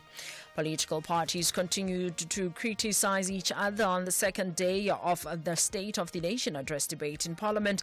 President Cyril Ramaphosa will reply to the debate tomorrow. And 2 U.S. Navy vessels have sailed through the sensitive Taiwan Strait for the first time since President Donald Trump took office. A full update follows at the top of the hour with Greg Groos. SAFM, guiding you through the rush hour traffic. Starting off in Johannesburg, the N1 southbound in four ways is queuing towards Winnie Mandela Drive exit. The N12 westbound in Bedfordview has a crash reported on the link to the N3 south at Gululi's interchange. The N1 southbound in Amonda is queuing towards Xavier Street exit, and the N1 southbound in Midrand has a crash reported near Olifantsfontein Road. In KZN, the N3 westbound has a stationary vehicle before the M13 Paradise Valley interchange, and the N3 eastbound queuing towards Ashburton. In the Eastern Cape, on the N10, a truck crash reported south of Cookhouse at Middleton, so expect delays. Limpopo on the N1, a truck crash reported north of Mercado near the R523 junction. In Cape Town, the M5 northbound slow moving towards the N1 Koeberg interchange. The M3 northbound is queuing at Paradise Road. The N7 Jakes Hadville Drive northbound queuing towards Beaufort Circle, and the N2 Nelson Mandela Boulevard outbound slow moving towards Hospital Bend. With your traffic update, I'm Irma G. This is SAFM Sports with Tuming Khapele. That sports jingle has got a whistle. Cricket is one of the sports where there's no whistle. But having said that, the players are certainly at the pitch and they're batting, and the Pakistanis are batting, right, to me? Yeah, Pakistan is currently batting. The last time I checked, they were on 102 for 3. They are chasing South Africa's 352 that they posted for 5. So they need to at least get to 353 in their 38 overs to win. Earlier on, Themba Bavuma and Matthew Bretsky put on a stand of 119 runs for the second wicket. Heinrich Klaassen top scoring with 87 of 56 balls. Meanwhile, in basketball, the SA Under-23 men's wheelchair basketball side face Libya this afternoon in the IWBF Under-23 Men's African Championship final. The two finalists met earlier in the tournament, with South Africa claiming a tense 47-34 victory in the round-robin stage.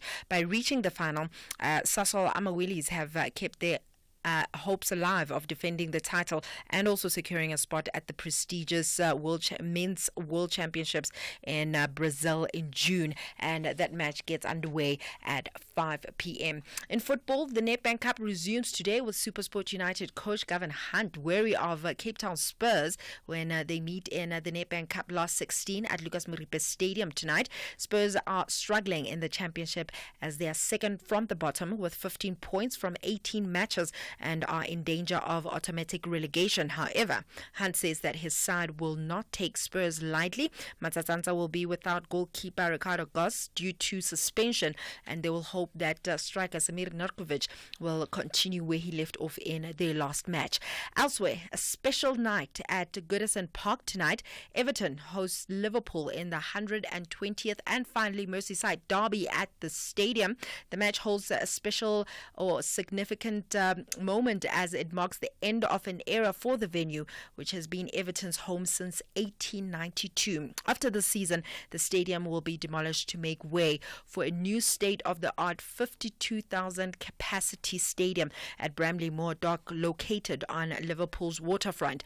But tonight is not only about history, it's also about crucial points for both teams in the league. For Liverpool, a win would extend their lead over second-placed Arsenal to a comfortable 9 points, reinforcing their position in the title race. On the other hand, Everton, under the leadership of new manager David Moyes, is fighting to stay clear of relegation zone.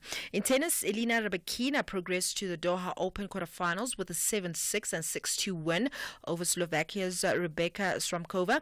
Rybakina could face three-time defending champion Iga Swiatek in the last 8. The poll takes on Czech youngster Linda Noskova in the round of 16.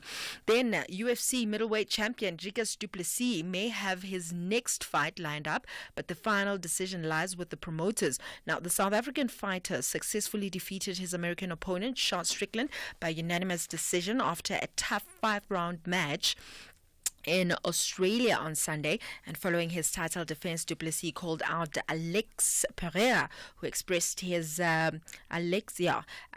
he expressed his readiness to challenge the champion. However, UFC officials are going to meet this week to discuss the upcoming fight card, which includes several potential options, according to du Plessis. If you look at the top 5, how that's changed, it gets me as a champion excited. I mean, I thought the change to light heavyweight is going to be a lot quicker, but now the whole top 5 has been almost thrown on his head. If you look at a guy like Izzy and Rob, who's been running that division for how many years, now they are 4 and 5. You have me, Strickland, Hamzat. I don't know if he's even in the top 5. It's really irrelevant. You know, they want to give him a shot. You have Kyle and you have Imamov. What a performance by Imamov. I think you make the Kyle and Imamov fight. I think that's the next fight for the title after the fight with Hamzat.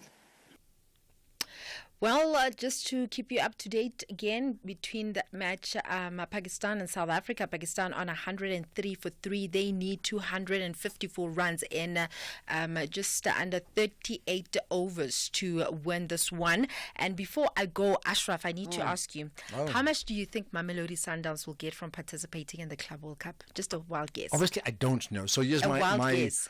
Wild guess. I'll give it to you in dollars. Give me in rands. It will make sense in rands. Let me try in dollars. You can divide by whatever it takes. Okay, maybe in rands, they will get 20 million rands. They're going to get 900 million rand just for participating. Did I say 20 million rand? You say 20 million rand. Can I be that stupid? 900 million rand. Am I so far out?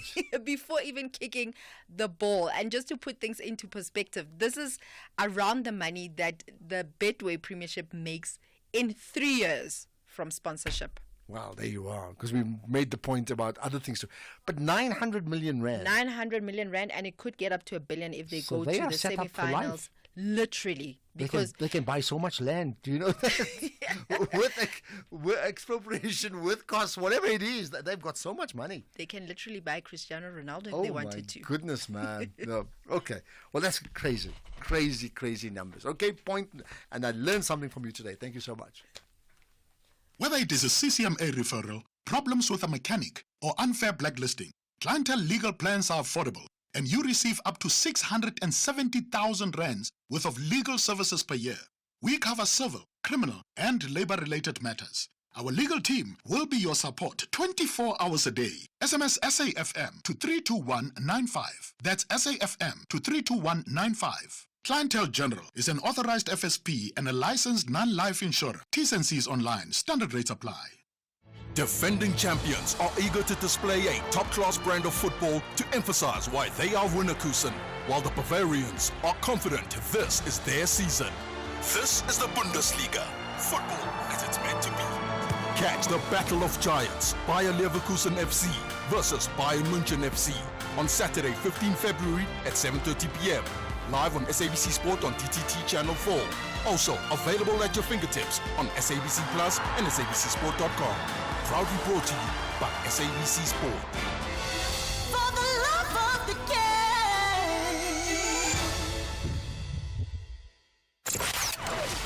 Economic news on SAFM. Facts and figures you can count on. Well, from the business of football or soccer with Mamelodi Sundowns to the other businesses, we have Makwe Masilela, Chief Investment Officer at Makwe Fund Managers. Makwe, let's talk about global and local markets in a moment, but Pan-African Resources, you got their interim results, right? Yes, afternoon to you, Ashraf. They've seen the gold production falling slightly by 3.3%, and that's because of a delay in commissioning the sub-vertical shaft, and their all-in sustaining cost, where in CAP, went up by 23%, and that's because of a decrease in production, multiple Eskom transformer failures at their Barberton mines, strengthening of the rand by almost 4%, once-off long-term employee incentive expenses, and revenue was down 1%, impacted by that decrease in gold production, and also that their hedging transaction of $17.4 million offset by a 21% increase in the US gold price, US dollar gold price received, and their profit as headline earnings per share fell by 43%, and the stock price unfortunately is down 10% as we are talking. And the US Fed chair further downplayed expectations for interest rate cuts and focus turned to key upcoming inflation data. Stock valuations are elevated. Inflation is persistent. Governments around the world when it comes to their policies, there's uncertainty. Tariff talks are ongoing, and global tensions are elevated. So, Ashraf, in aggregate, the level of when it comes to uncertainty is very high, which implies increased volatility, and yields went up after hotter than expected U.S. consumer inflation. And we know that market participants continue to grapple with the potential impact of tariffs, which are expected to be inflationary. So stocks erased earlier gains, and the dollar strengthened as the argument for more rate cuts was dented, with the JC up only now 0.3%. Oil prices fell at the back of expected delay when it comes to interest rate cuts. Plus, also we've seen U.S. crude stockpiles increasing, and that means there's lack of demand. Brent crude is down 1.3% at $75 a barrel, and the yellow metal also felt the heat of that hotter than expected U.S. inflation. Gold is down now 0.2% at 2,891, but platinum is up 1% at 992. The rand weakened just 0.1% against the US dollar, is now 1950, 22.98 against the pound, and 19.18 against the euro. Perfect. Thanks for that, Makwe. We'll connect with you again tomorrow, as always, right? This is the National Pulse. The Chill Zone with Bertha Charuma. Coming to you as an individual, you were raised by a single parent, Phumzile Bhengu. Yes, ma'am. What was that like? As much as she's the single mother that raised me, but my grandparents played an important role because she was going to work, feeding us, my mother. There was about 17 of us. Growing up, my mother had to work as early as she could because she already had 4 kids that she needed to take care of. And my grandparents were old, they were not working, so she had to go to work and bring bread. So we didn't really spend that much time with her because she was chiseling and working and making sure that she brings bread. It was awesome, and like any other black child story, that's how I was raised. Simple life. Nkanyiso Bhengu.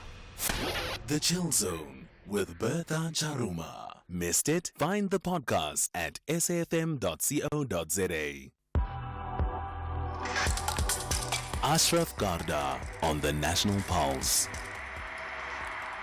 Okay, there's been so many different aspects of what we're talking about as a country, I think understandably so, in the last week or two. And I've made the point before, and I'll say it again, that as we're being challenged by others in the world as a country, it's very important we respond in a way that is very positive for the country.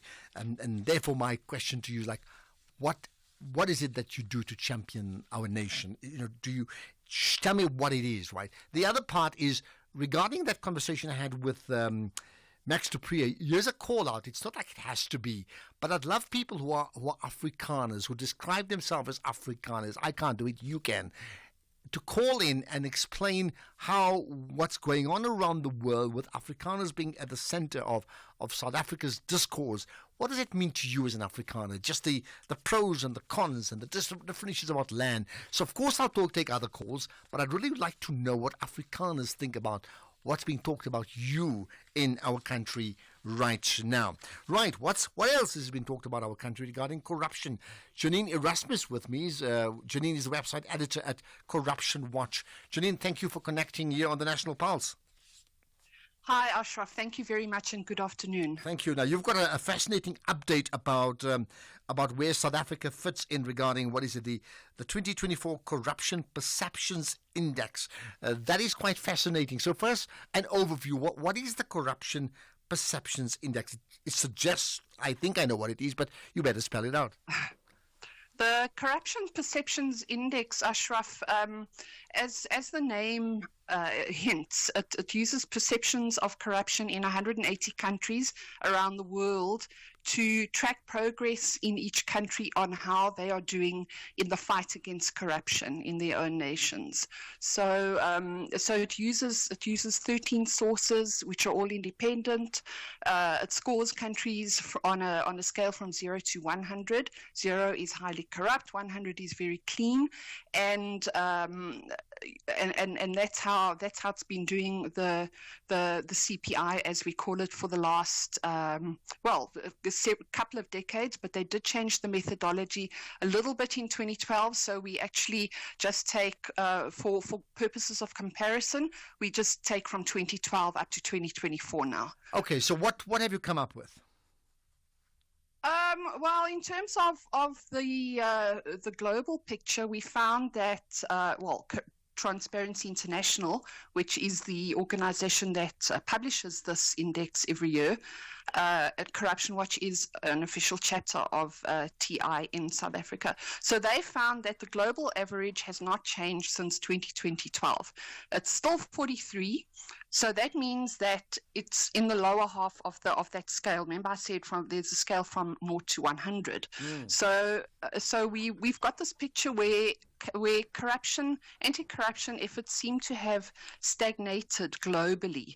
There are countries that are doing pretty well. There are countries that have improved.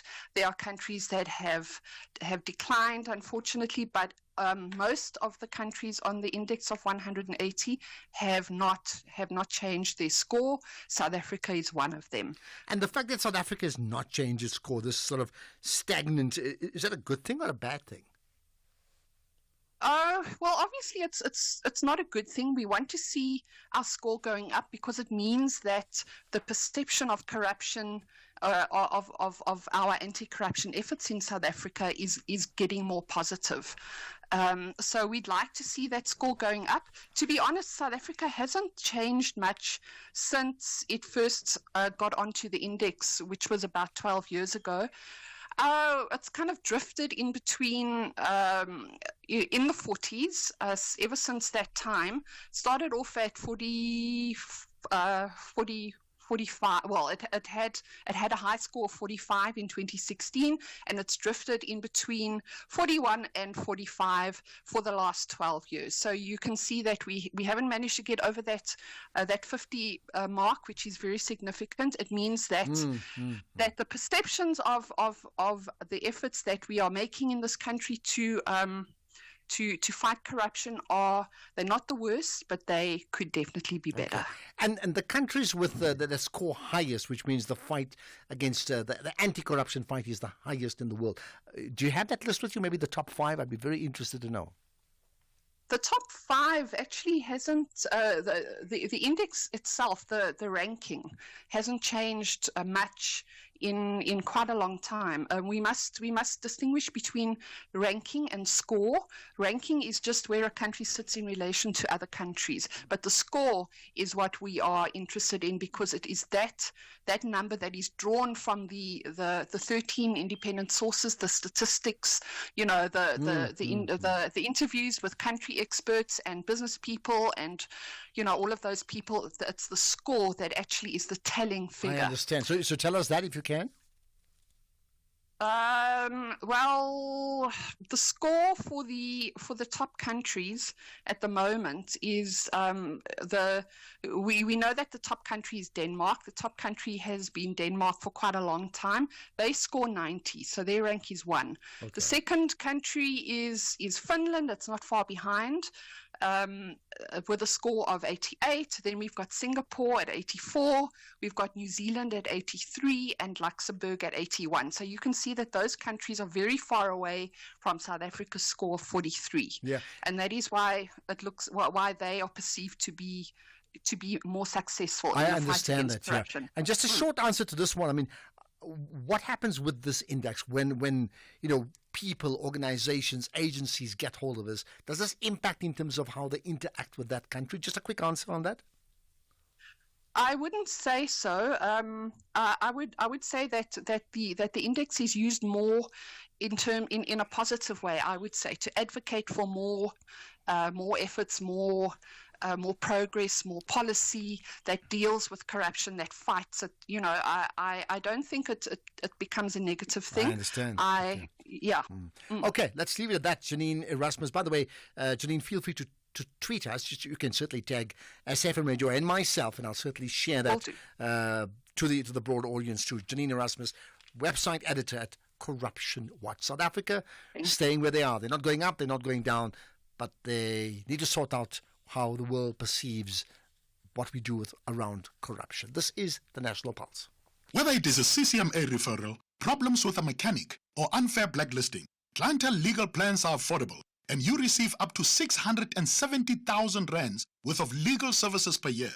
We cover civil, criminal, and labor-related matters. Our legal team will be your support 24 hours a day. SMS SAFM to 32195. That's SAFM to 32195. Clientele General is an authorized FSP and a licensed non-life insurer. T's and C's online. Standard rates apply.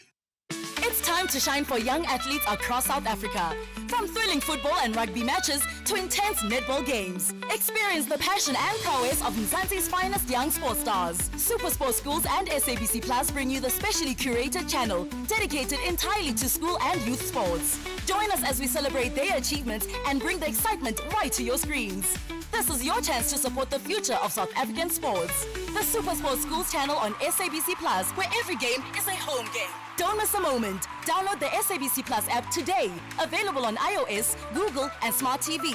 Or visit sabc-plus.com to start streaming. Super Sports Schools on SABC Plus. All the sport you care about most. Now streaming wherever you are. The National Pulse, weekdays, 3 to 6 p.m. All right, it means it's time now to up the audience engagement. Let's get your thoughts. So first up in Tlantla from, should I say, representing KZN. Go for it. Let's talk about the land. Mr. Ashraf, how are you? I'm good, man. Leave the Mr. Just Ashraf. Mr. can out, yeah. Bro, you see, the LMZ and the AfriForum, they come to us and preach the 1961 Constitution, Act 31, Section 12C, where it gets to say unregistered landholders need to be compensated, and their compensation need to be brought to a market value. They come here and bring their apartheid laws into a democratic constitution, and their compensation it is on Section 25. They've stolen the land, and they're breaking to be compensated while they fail to give the land to business. Okay, but you see, you can't say AfriForum stole the land, or you can't say the DA stole the land. You can say what happened before. These are political parties or organizations that came up now. They didn't exist before. I'm just making that point, right? Yeah. Ashraf, for too long we've been beating around the bush. Let me finish my point. They come to us, Ashraf, and say they care about South Africans. Why they can't give the South African business people who want to open business the land for free? the same people who get to create employment and get to pay tax. On top of that, they need to buy land while they are South Africans, creating employment for South Africans. Okay. What nonsense is that? All right. In Tlantla, you've made your point. You've had your say. You're going to get people who are going to agree with you. You're going to get others who are disagreeing. I will tell you, by the way, we'll have a chat with a lawyer coming up after 5 about the constitutionality of the DA's challenge to the Expropriation Act that comes up pretty shortly. Right. Another thought, Andrew in Durban, go for it. Hi, Ashraf. Ashraf, here's a glaring incident of corruption. Yeah. We do work low-cost housing for the eThekwini municipality. Mm-hmm. And these guys are so brazen. Snapshots of your invoice, like a case in point right now, they're withholding payments from us unless we pay a bribe well over 500,000 rand to get the invoice released. But this is after the event. I mean, the deal has been done already, right? That's long done. No, we contractors. Yeah. We're waiting for our payment. They're withholding the payment from us. We've sent emails to all different departments and sent an email says, look, we're not involved in this corruption. We will not pay you that bribe for you to release our payment. They're telling us blatantly, you better give us something or we're not releasing your payment. Then they delay your payment and delay it till you cripple, till you got no operating finances. And right now we are sitting with proof. Here's a snapshot here. Here's your invoice here. We will release the payment here. What's in it for us? So why don't you do this? And you're saying they've given you a figure, 500,000 rands, you say? Yeah, yes. So over obviously and above it's a big invoice. I mean, the invoice is a it's massive, a big invoice. Yeah. So why don't you do this? Just speak to Keys, my producer, when you're done. Let's see if we can follow the story further, because I think it needs to be reported if that's what you feel true. Yeah. And it seems like the city manager and everybody's involved in it, because the more we report to them, look, our payments are being held up and we are expected to pay a bribe to get it released. What is going on? Nobody cares to even... Well, I won't say nobody cares. Somebody enough cares about this issue. That's why I think you need to connect with... Keys and Temba will certainly follow up on that story. But just speak to Keys when you're done with talking to me. Is that fine, Andrew, in Durban? No, that's 100%. Perfect. That's why I called in. So hopefully SAFM, can help us, unravel and look into this thing. Absolutely. Because it's spread like wildfire everywhere. You got the construction mafia on the one end you have to deal with. Now we've got to deal with people within the department. Even up to a clerk will phone you and say, hey, how's the 5 grand there? I'm sending your invoice for another signature further up. Oh, my goodness. What's in it for me? Andrew in Durban, thank you for that. But speak to Keys, please do, right? Tasha in Worcester. Hi, Tasha. Tasha, hi. Can you hear me? I can hear you now. Yeah, go for it. All right. So as an Afrikaans-speaking person of Afrikaner descent, I wish people would just tell me what an Afrikaner is, and I wish that AfriForum would tell me what an Afrikaner is, because that is the first thing that needs to be sorted out. I have been told by AfriForum members, one of the most prominent ones, that I am not an Afrikaner because I don't celebrate the Day of the Vow. So I have been spat at by Afrikaners because I regard restitution as something essential, that it's painful, but we have to go through it. And I would like AfriForum to tell me whether they regard me as an Afrikaner. My surname is Du Plessis. I speak Afrikaans. I raise my children in Afrikaans. The other thing, I'm not religious, so that doesn't make me I presume that doesn't make me an Afrikaner either. But I'm glad you called in, because that's exactly the point that I said. I think what's missing from the conversation of the last few days is like, what do Afrikaners think about what's going on, right? And that's why the chat with Max du Preez was so fascinating. But now, here's my point to you. Why do you need AfriForum to determine whether you are an Afrikaner in the light of what you just said? Well, actually, I don't need them to determine what an Afrikaner is. And so I don't identify as an Afrikaner the way AfriForum defines what an Afrikaner is. And as somebody who speaks Afrikaans and who's proud of my Afrikaans heritage, I feel embarrassed to be classed as an Afrikaner by some people, because I cannot in any way, shape or form, as a South African, condone what AfriForum and Solidarity has done, is still doing, apparently. But here's a quick thought. We're on to news time, so I'm going to rush this one. Do you not think that, so do you still classify yourself as an Afrikaner, but not the AfriForum Afrikaner? And why I say that is that confirms the point that, like so many other people, let's talk about people who are, say, Zulu, for example, right? Or people who may be considered, say, Indian or Asian or Hindu or Muslim or Jewish, right? They're not homogenous. The fact is, we do different things within the subset of what is called that grouping. And the same applies to Afrikaners too. You all don't think the same way, do you? I don't classify myself as an Afrikaner because when I call myself that, I will be lumped with AfriForum and with Solidarity, and I can't do that.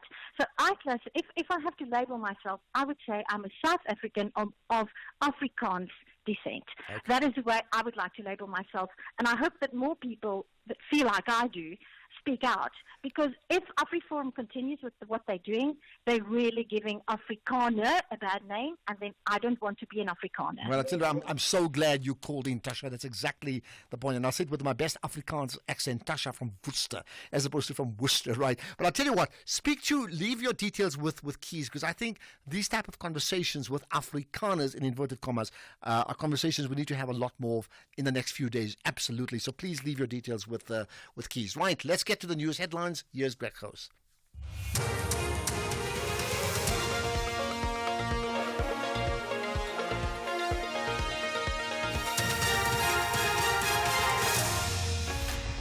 Thank you, Ashraf. A legal setback from Kobane and U.S. vessels sail through the Taiwan Strait. Good day to you. The Constitutional Court has refused to grant the former Public Protector Busisiwe Mkhwebane leave to appeal the October judgment of the Supreme Court of Appeal, which dismissed her bid to review her impeachment. The decisions of the Section 194 inquiry led to her removal from office. The court found that the application for leave to appeal must be dismissed on the basis that it is moot. Kenny Mapanga reports.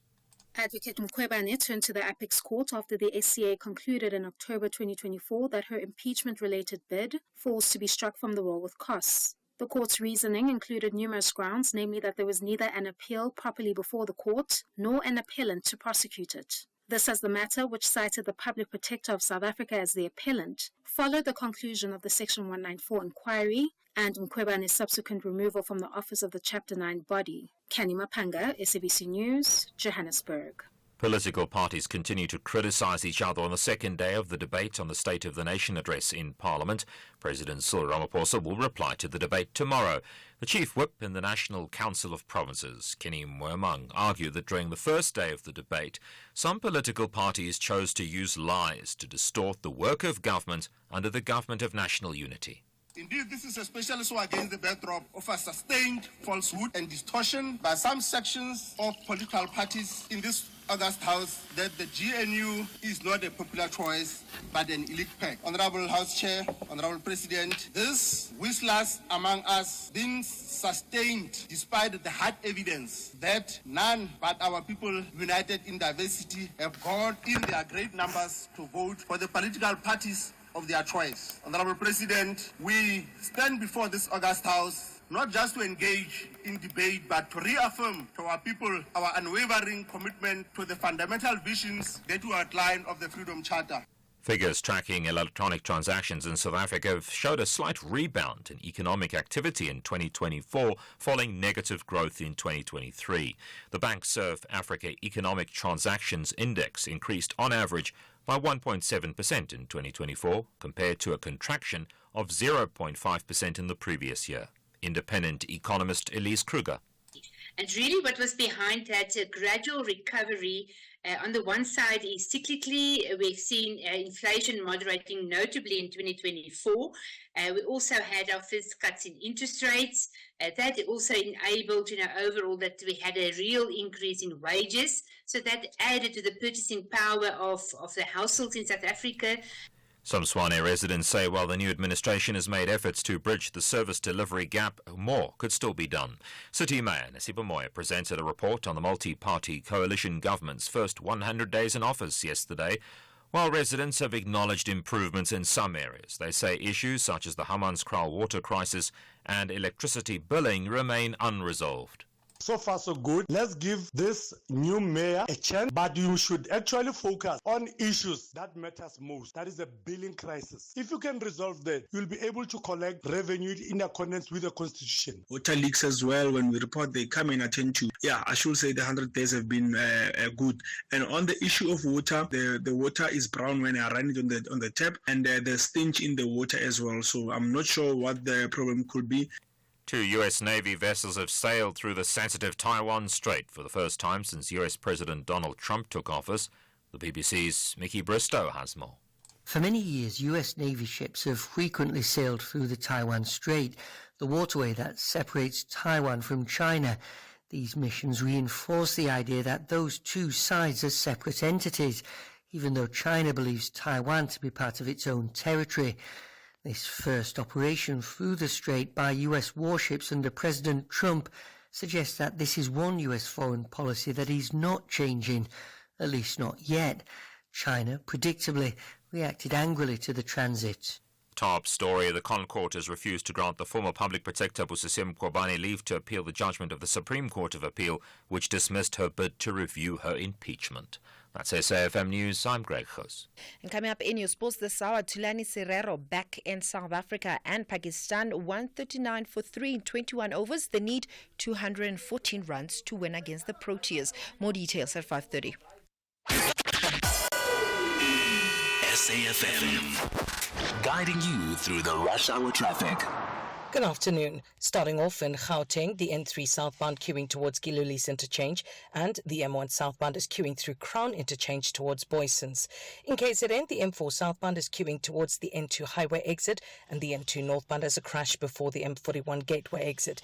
In Cape Town, the N2 outbound has a crash before the R300 highway, and the N1 outbound has a stationary vehicle reported at Marine Drive. With your traffic update, I'm Irma G. Stay safe on the roads. SAFM is with you. Santam can cover your car in just 2 minutes. That's faster than sticking to your New Year's resolution to eat healthy, then immediately reaching for the leftover pizza in the fridge and deciding it's a reward for surviving day one. Get your car covered in just 2 minutes so you can live in the moment, not in the worry. Visit santam.co.za. Santam, this is freedom. Santam is an authorized FSP, a licensed non-life insurer and controlling company for its group companies. Oh, oui, oui, Jessica, I Citroën you. You are my chérie de go. I am your wild track ranger. What are you doing? I'm just looking on We Buy Cars' website for what I'm getting you for Valentine's Day. Ooh, okay. Yeah, they have a nationwide spin and win promotion where you can score a guaranteed prize of up to 10,000 Rand when you purchase a car. Ooh, now that's romantic. There's also hundreds of discounted auction vehicles available. So what are we waiting for? See you this Valentine's Day weekend at We Buy Cars, the easiest way to buy and sell a car by far. The whispers in the morning as I look in your This February, the month of love and self-care. At SAFM, we're celebrating with you, spreading love to all. Let's embrace kindness, connection, and self-care. And as always, SAFM will continue leading the conversations that move us through love, wellness, and everything in between. This month, let's love ourselves, love each other, and keep the conversation going. SAFM, leading the conversations that move us. 'Cause I'm your lady and you are my man.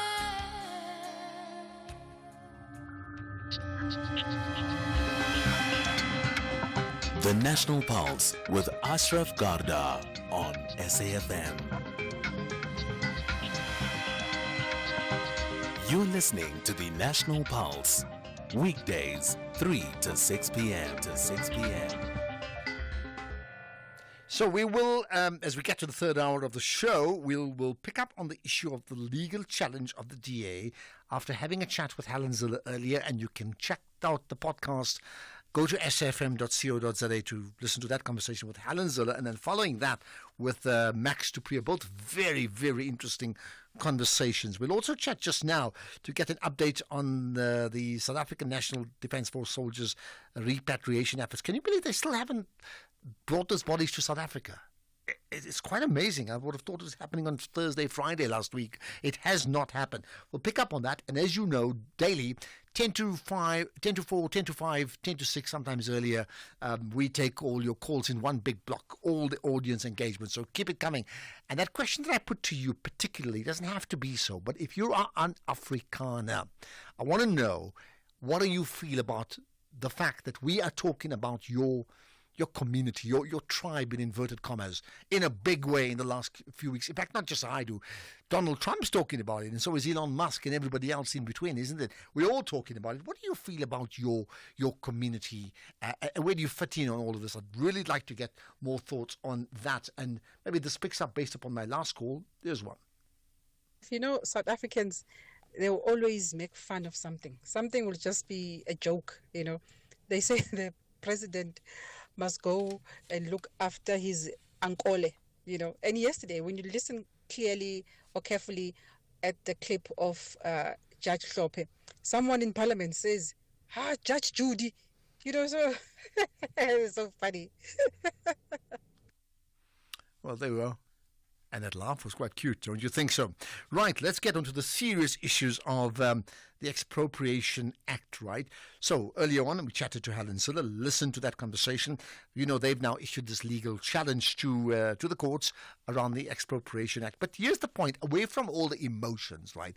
What are they actually asking? Do they have a case? Will they win that case? Or will they succeed, even if not winning the case, to be able to convince the, well, I was going to say ruling party, the ANC-led GNU to revisit it in some way, although it's already an act of law now, right? Let's get the thoughts of Modidima Manya, who's an advocate and legal analyst. Appreciate you connecting with us here on the National Pulse. Yes, good afternoon, and good afternoon to your listeners. Good afternoon indeed, right. So first, maybe let's start with the end in mind. The DA challenge, is it a winnable case? Well, you can say yes or no. I think there are two things that maybe we should talk about. One is that the passing of an act and the assent to it by the president is open to a constitutional challenge just on the text of the act, both in terms of process and in terms of substance. The DA seems to be saying, in terms of process, that there was no proper mandating. And, of course, the legislatures, which are the mandate holders, have not yet responded. So the DA's main challenge is that, look, the delegates from 5 provinces didn't have a mandate. There's a little-known law called the Mandating Procedures of Provinces Act. I think it's an act of 2008, which somewhat prescribes how the mandating process works. And to the extent that, obviously, you didn't comply with the procedures set out in the act, then the act is vulnerable to be struck out by the Constitutional Court. Okay. But as I say, it's subject to whether the legislatures are going to answer extensively and explain what transpired. And I think the funny part of it is that, you know, the NCOP has got 90 delegates. That is 10 from each province. Okay. And I think they are sort of proportional to the parties, because almost every party that is in parliament is represented there. Then you have got 4 special delegates. Those are people who are sitting in the various provincial legislatures, who go in and out of the ENCOP as and when it has got plenary. Each of the delegations is generally led by a premier or a person delegated by him. And that on its own, it's a bit, it's proportional to some extent, and it's rotating. So one doesn't know whether this is based on what the MPs of the MPLs of the DA are saying, because there's firstly supposed to be a committee which discusses these mandates. Okay. And and that committee then takes its report to the legislature, and the legislature issues a final mandate. Okay, that's so interesting. So I think that is very interesting. So what you're saying, I mean, the case for something to be struck off constitutionally is there if procedures are incorrect. But what you're saying is you don't know from a legal aspect how this will be interpreted, right? The fact that some provinces did not vote. Is that right? Yes, but I mean the Constitutional Court has, and many pieces of legislation have been struck off just for lack of for procedural grounds, such as lack of proper public participation. So clearly, if you have not complied with a statute, then your actions cannot be lawful and constitutional. Okay, and none of that has got to do with the broader principle of whether the Expropriation Act is in fact constitutional or moral. That's a separate conversation completely, right? That's a separate conversation. That goes to the substance. Okay, let's then talk about the substance. What are your thoughts about what the DA is saying? Well, I don't necessarily understand the argument of the DA on that one. Initially I thought their main gripe was the nil compensation, but they don't seem to be making a big issue out of it. Now, the Section 25 of the Constitution, from which this piece of legislation derives, is very clear. One, it protects property rights. Two, it protects property rights against arbitrary action. And three, it requires that where, for instance, nil compensation is envisaged, a court must make that determination. So to a very great extent, to the extent that this law is clear and complies with that section, I'm not sure what would be the real issue. Okay, and yet they're challenging that. I mean, she also said in my conversation with her earlier that she believes the issue of expropriation would link around infrastructure development, and gave the example of, say, the Gautrain, as opposed to actual property as we would understand it. And that would fall under a different act in terms of land and other property rights. Well, I'm not sure whether that's a sound argument. Remember, this act in particular is focused on expropriation for public purposes. That is where, for instance, you want to build a school or you want to put social infrastructure, transport, water, whatever the case may be. And inevitably, if you look at a province like Gauteng, which is just densely populated, there's no land in Gauteng. You may have, if you, for instance, and when Gautrain was built, the rail network, there was expropriation. Of course, it was with compensation, but that is an expropriation. It simply means that the state has no other option but to take what is in the hands of private citizens for a public purpose. Yeah. Well, that's the part she agrees with. She actually saying that makes sense. But what doesn't make sense is other forms of expropriation outside of these. Maybe just start that answer once again, yeah? I'm saying maybe their debate is more political than legal. You see, we're still, I think, grappling with the question of what do you do with land distribution? Because that is the other part of the land issue. And remember, we have a land reform program, we have all these other things, but there's still an issue around land ownership, the skewed land ownership patterns. Maybe the fear is that if this one happens for public purposes, it will probably teach the government to say we can do it for other purposes. I don't necessarily that will be the case, because we are a constitutional state. Every action is subject to the rule of law. So even if you have nefarious intentions, you will still have to work within the framework of the law. Okay. What happens next in terms of procedure right now? So there's been a challenge. This is step one. What happens next? Well, what will happen is the DA has filed its application, and all the respondents, I think, including all the 9 provincial legislatures, will have to file their papers, their answering papers. Then the DA must reply to what they are saying, and then the Constitutional Court will now issue directives on how the matter is going to be handled, the filing of the heads and all this, and then at a later stage set a date. With Alan Zille, and then listen to his conversation. They're both up as a podcast, and then certainly share that as well. Right, let's move on next up to finding out what has happened to those South African soldiers who were killed in the DRC, and they have still not returned home, or their bodies have not been returned home. Next up. The whispers in the morning as I look in your This February, the month of love and self-care. At SAFM, we're celebrating with you, spreading love to all. Let's embrace kindness, connection, and self-care. And as always, SAFM will continue leading the conversations that move us through love, wellness, and everything in between. This month, let's love ourselves, love each other, and keep the conversation going. SAFM, leading the conversations that move us. 'Cause I'm your lady, and you are my man. The National Pulse, weekdays, 3 to 6 p.m. Okay, let's move on to a very important issue, in fact, and with me is the issue of the repatriation now of the South African National Defence Force soldiers, right? With me is Khayelitsha Khumalo-James, the SABC News reporter, has been covering that story. So good to connect with you, Khayelitsha. Thanks for connecting here on the National Pulse.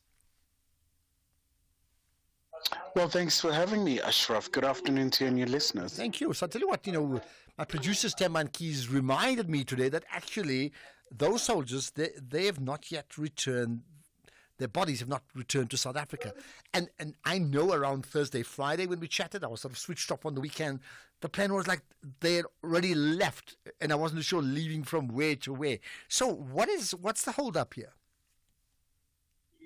Well, obviously, Ashraf, it's quite a number of factors here. As you know, that it's mortal remains and quite a number of them. You have about 14 from South Africa, several from Tanzania as well, and Malawi as well. So what we understand is that the aircraft left Entebbe International Airport bound for Tanzania, firstly, so that then those Tanzanians will have an opportunity to get their mortal remains, and we do understand perhaps they may have their own arrangement, perhaps also just to pay homage to their fallen heroes as well. And then you also do have Malawi as well. There'll be a step over there as well, so that also they do receive the mortal remains, and subsequent to those stopovers, then the aircraft will be heading to South Africa.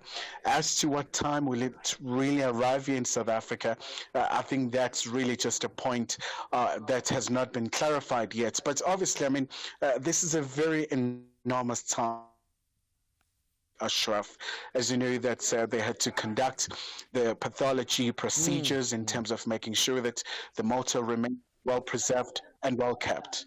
And I mean, there's no, besides the logistics you referred to, there are no real major holdups, are they? I mean, I understand there are holdups. That's why there's a delay of over a week, but there's no major technical holdups besides some of the procedural issues you've been talking about, right?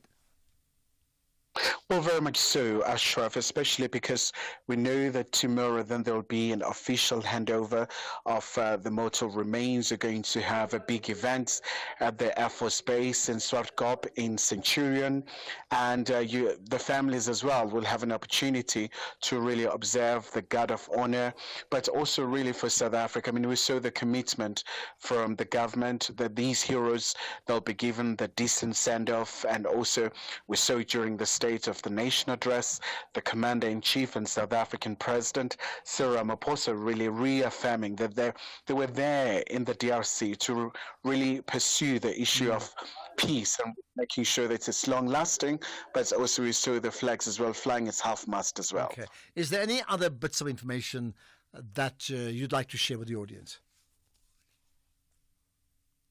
I think what is quite important, Ashraf, obviously, I mean, all of this happens in the wake of that all-important meeting that we saw in Dar es Salaam, where the leaders from SADC region, alongside their counterparts from East Africa, led by the Kenyan President William Ruto, meeting in Tanzania, which is currently the SADC Troika chair, and really just calling for the cessation of hostilities and really for the humanitarian aid to go through to the eastern parts of Congo, especially because that Congo really has been facing a number of challenges, and all of this has really exacerbated a very precarious situation. Absolutely. Well, we're certainly going to follow that story, and I'm sure you'll update us when we get the exact news, times, and everything else regarding the repatriation of the South African soldiers killed, peacekeeping in combat, I suppose, in the DRC. Khayelitsha Khumalo-James, thank you very much for your time. Thank you so much. Ashraf Garda on SAFM. I asked about the Afrikaners. Just one, I suggest you read the book, The White Tribe of Africa. In fact, I watched that documentary, by the way. The White Tribe of Africa. It was written by two BBC reporters around 1998. It is factual. No, it says 1989, not 98. It was factual. Well, I'll tell you what, I certainly saw the documentary by that same name, and I can only assume it is very much the same thing. But thanks for the heads up on that one, right? Lots of comment as well. Well, somehow that issue about Mamelodi Sundowns came up, right? Hi, Ashraf. My pulse is on the amount that will be spending by the Limpopo Provincial Department to host the Bafana game. That's an accounting philosophy. Let them try to position ourselves. We use an economics philosophy. How much are the filling stations around Polokwane going to generate on that day? They should stop as they care about the man of this country. The country has a lot of money. Let them stop complaining.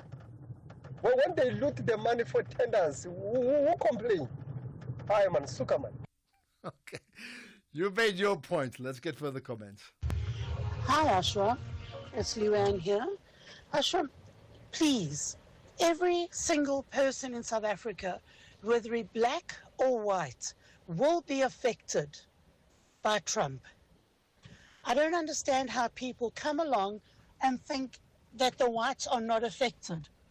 I am very much affected. I'm a middle-class white person. So please, can people just stop this whole thing about whites not being affected? Well, I don't know who said whites will not be affected. I agree with you. Everything. I mean, but everything is affected about everything we do. You know, at home and abroad, perceptions, the whole lot.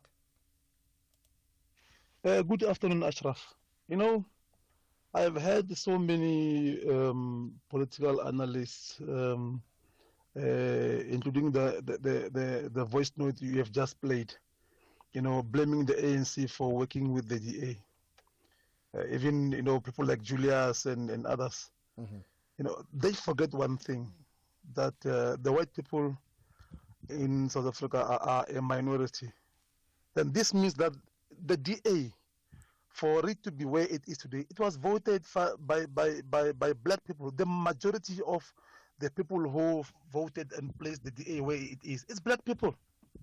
So the ANC have no choice. The ANC is not a sellout. It's responding to the call by black people to work with the DA because they voted for the DA. CB Intuan. Well, I think there's a perception of what the party stands for and who it represents and its long-term aims. But you're also right, it cannot be statistically only white people who voted for their party. You're spot on about that, right? And sometimes we get very emotional about things like, for example, you know, the GNU is rubbish and this one's fine. But the fact is, it's complicated. Once we decided, I say once we decided that the ANC cannot be fit to govern the country on its own, we then opened up a situation of a negotiation of coalition one way or the other. And this is what the parties came up with, isn't it? Good afternoon, Ashraf. Trevor here. Ashraf, you know what? So many callers have been calling up. They're upset about what Donald Trump. Why are we upset about Donald Trump that gives us aid? But we are not upset about the billions and billions and billions of money that is being stolen by our own government officials.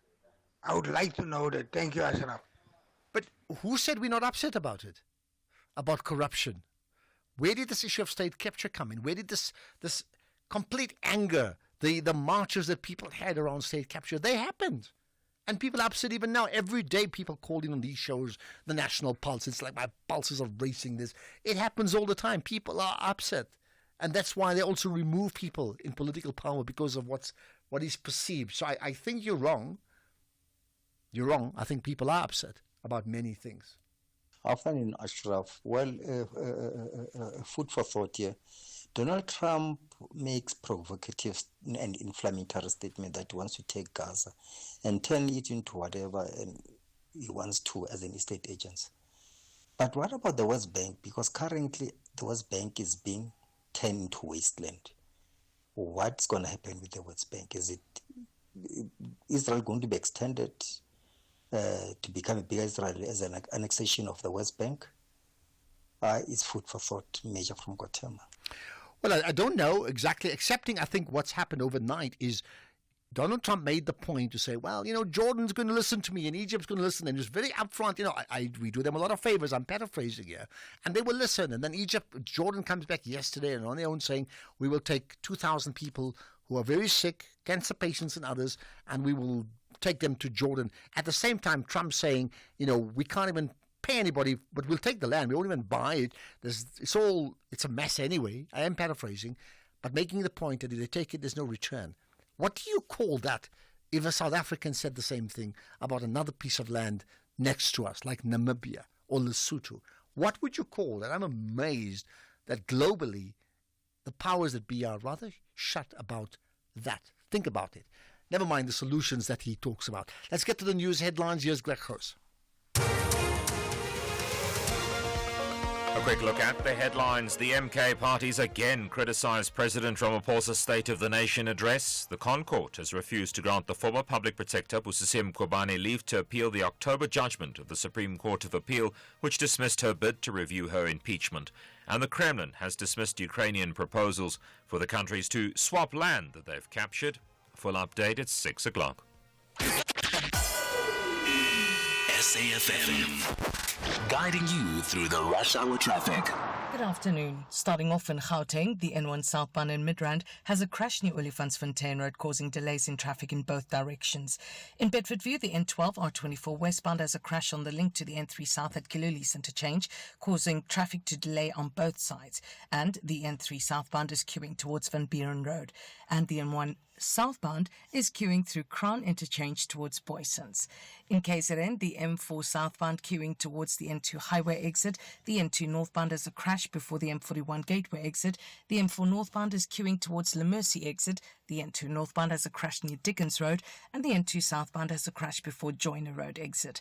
In Cape Town, the N1 outbound has a stationary vehicle reported at Marine Drive. The M5 southbound is slow moving towards Cromboom Road exit. The M5 northbound is slow moving towards the N1 Kuburg interchange, and the M3 northbound queuing at Paradise Road. With your traffic update, I'm Irma G. This is SAFM Sports with Tuming Kapele. Right, to me, I'd love to get nostalgic. Remember the name Thulani Serero? And that is the player I remember I'm that talking player. about. What's happened? Well, former Ajax Amsterdam midfielder Thulani Serero is back in South Africa, and he's set to start training with Cape Town City. The 34-year-old has been plying his trade abroad for over a decade, turning out for the likes of Ajax, Al Jazeera.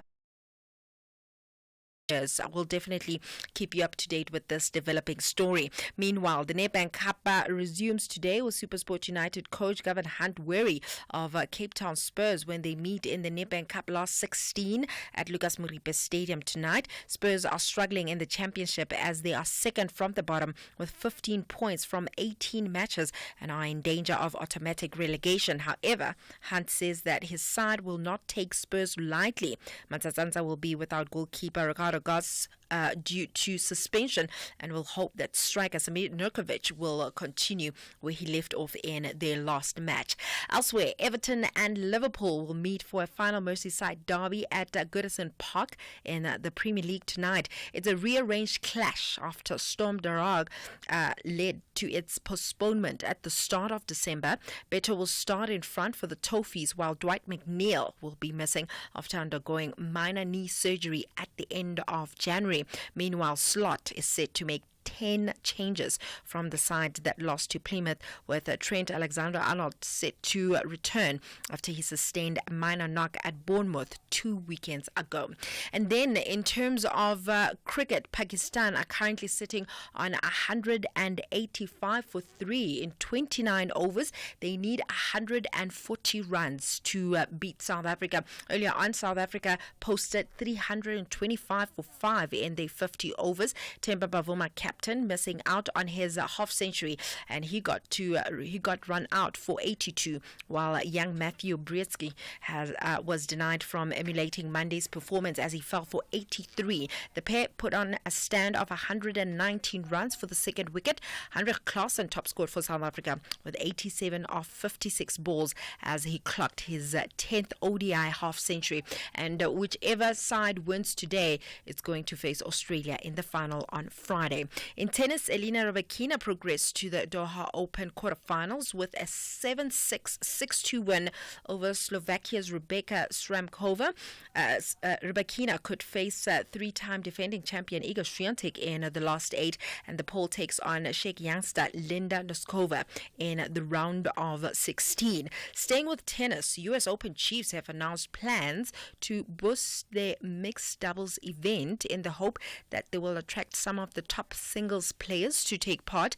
The mixed doubles championship will now be played a week before the main competition happens instead of during singles event, and the tournament will be made up of 16 teams, with the 8 teams earning direct entry based on their combined singles ranking, playing alongside 8 wildcard entrants. And finally, in motorsport, Sergio Perez is reportedly looking to return to Formula One with Cadillac.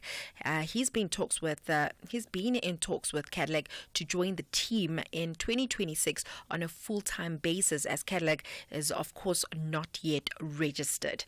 On that note, it is a wrap from my side. Just before you wrap, Tulani Serrero, so I remember this ball player, right? So he never then fulfilled the great promise that you would think, because even if he played overseas, if he was that great, we'd be talking about a legend now, right? We're not talking about him as a legend. Yeah, we're not talking to him. We are not. Yeah. But, however, he has achieved a couple of things. Yeah, but like what? I'm just asking. I do remember, and if I'm wrong, somebody will correct me. He played for that Ajax Cape Town team that I think going into the last day of the PSL season were ahead to win the league title. And I don't know who won it finally. Was it Sundowns or Pirates? But they were ahead. And as a relatively small club, of course, linked to Ajax Amsterdam, you just want the small club to win because they played brilliant football that year and they lost it. And I think a couple of years later they were relegated. Something like that. Somebody, you know much? If anybody knows, tell us. When was that and what happened on that final day? Who did what? But I know they were ahead on that last day. Tulani Serrero. Right now you can say your goodbyes. He could be coming back to South Africa. That's it. Specsavers now looks after your hearing as well as your vision with Specsavers Audiology. With 60 stores and counting, we are South Africa's largest audiology group. For a limited time only, buy 1 rechargeable hearing aid and get 50% off the second. You heard right. Buy 1 rechargeable hearing aid and get 50% off the second. Find your nearest store at specsavers.co.za. Specsavers Audiology. Test your hearing and join the conversation. T's and C's apply. Okay, the year's kicked off. Well, we know that. And if you're like most people, then you've spent more time researching resolutions than actually starting. Okay, so we know that too, right? Gym, meal prep, meditation, still deciding, all that sort of thing. I can probably throw in paddle as well, right? That's my words. Luckily, getting your car covered online with Santam is faster than picking a resolution to stick to. It only takes 2 minutes to switch. Visit santam.coza. Santam, this is freedom.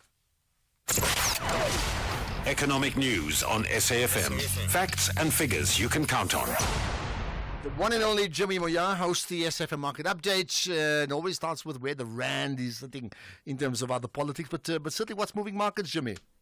Good afternoon, Ashraf. Good afternoon to the listeners. Let's start with the rand. 18 rand 53 against the US dollar. Not bad. Could be better. Slightly weaker at the moment. But we're still looking at the rand from various perspectives. It's weaker against the euro as well, and kind of a little weaker against the British pound as well. At some point this week, we were below 23 rand. We had actually touched below 19 rand against the euro. We're back above those key levels, and it seems as though the rand is still trying to battle on there. But we'll get into some of those numbers in a second. What's coming up on the show today is we're going to be taking a look at some of the developments that have been happening in the Ithala saga. If you remember, we looked at this from as far back as last year. The updates from that perspective, the Prudential Authority had submitted court papers this week to one of the courts in South Africa around the proof of solvency or insolvency rather in the case of Itala, and why they believe that that business should be liquidated or that bank should be liquidated. We're going to look at that because it is quite a serious matter. Itala holds more than 2 billion rands of client deposits, so that would definitely have a material impact on those clients or on those depositors if that liquidation were to go ahead. We're going to get an update there, try and get a sense of what's happening. We're also going to take a look at some of the FSCA updates in terms of the warnings that we do. We do a consumer feature with the FSCA and a couple of other organizations around Warning Wednesdays, things you need to be aware of to avoid being scammed, to find out where you can get help if you have been the victim of financial scams, and what financial scams to look out for and what they look like these days. I think with the advent of artificial intelligence, it's becoming harder and harder to detect these scams and to differentiate between what's good and what's bad. So we try and do our little bit to help you identify what to look out for and what you should probably be avoiding. Then we've got a conversation with Alan Gray around risk versus return as well. They're taking a look at balanced funds, global funds, and everything in between. We're going to speak to one of their head of institutional clients around how it is they're approaching investments at this point. And then we're going to wrap up the show with an executive lounge segment. We do that every Wednesday. We get to know an executive beyond what it is that they do at the companies that they work for. And we're going to be chatting to a very interesting executive today. She has just recently moved into a new role, so we're going to get a sense of what she's doing and what she gets up to when she's not thinking about work. Before we get to that, as I said, we do a wrap of the markets. It was a good day locally in terms of equity markets, but let's start with international markets. The Hang Seng, the leader by far, 2.5% in the green there, biggest gainer on the day across all of the equity markets. ASX in Sydney was up about 0.6%, the Shanghai index up about almost 0.8%, just shy of 0.8%. The Nikkei in Tokyo up 0.4%. The DAX in Germany 0.2% in the green. The CAC 40 in France down 0.2%. The FTSE up about 8 basis points, not really moving. The Nasdaq currently down 0.8%, as is the S&P 500. Local markets, resources were down 1/3%, industrials up 1%, and financial stocks up 1/3%. As a result of that, the All Share up 0.43%, the top 40 up 0.47%. The Rand, as I said, struggling along against some of the majors at the moment, giving back some gains against the Euro. It's at 19 Rand 21 cents against the Euro. It's flat against the British Pound at 23 Rand and 4 cents, and as I mentioned, it's 18 Rand 51 against the US dollar. The price of a Bitcoin has come down quite a bit. That is now at $95,000 a coin, but still 1.77 million rand in rand terms. If we look at commodity prices, the gold price is back below $2,900 an ounce, down about 2/3%, $2,894 an ounce there. Brent crude $75.97 a barrel, platinum $1,044, palladium $985, and silver $32.13 an ounce. Platinum really the only commodity that had a positive day there. All other commodities were in the red. We don't mind, of course, if a commodity like Brent crude is in the red because it means softer oil prices. But we'll keep an eye on these movements going into the US session. We'll bring any updates that come out of the US session back, and we'll be back a little later on. For now, Ashraf, back to you. Okay, perfect. And you enjoy your show 6 to 7 when you do get back. And after that, of course, there's another hour of sport. So every reason to stay tuned here to the, well, not just to the National Pulse, but to SAFM. Thanks for that, Jimmy. Right. It means it's time now for your call. 15 minutes of engaging with you. You can call in, you can WhatsApp, voice note, text. You can tweet as well. All those things. Let's get your thoughts. Let's get to some of the opinions firstly. In fact, before I do that, so I had a WhatsApp message from Imran Bacchus. Now, remember, we used him extensively during the elections, right, as part of our election watch around May 29.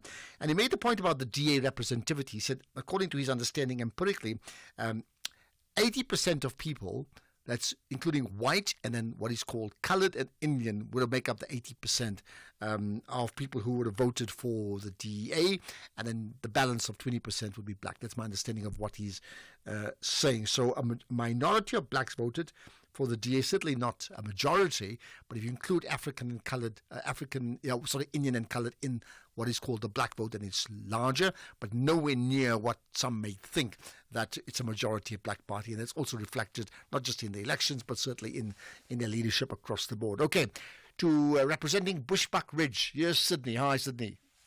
Hi, Brother Ashraf, Sydney, the level in Akolo Pushpak Ridge. Thank you. Called, yes, Brother Ashraf, to upload Max Dupree. I was listening to him. He is one of South Africans we can rely on still, as African-speaking white South Africans.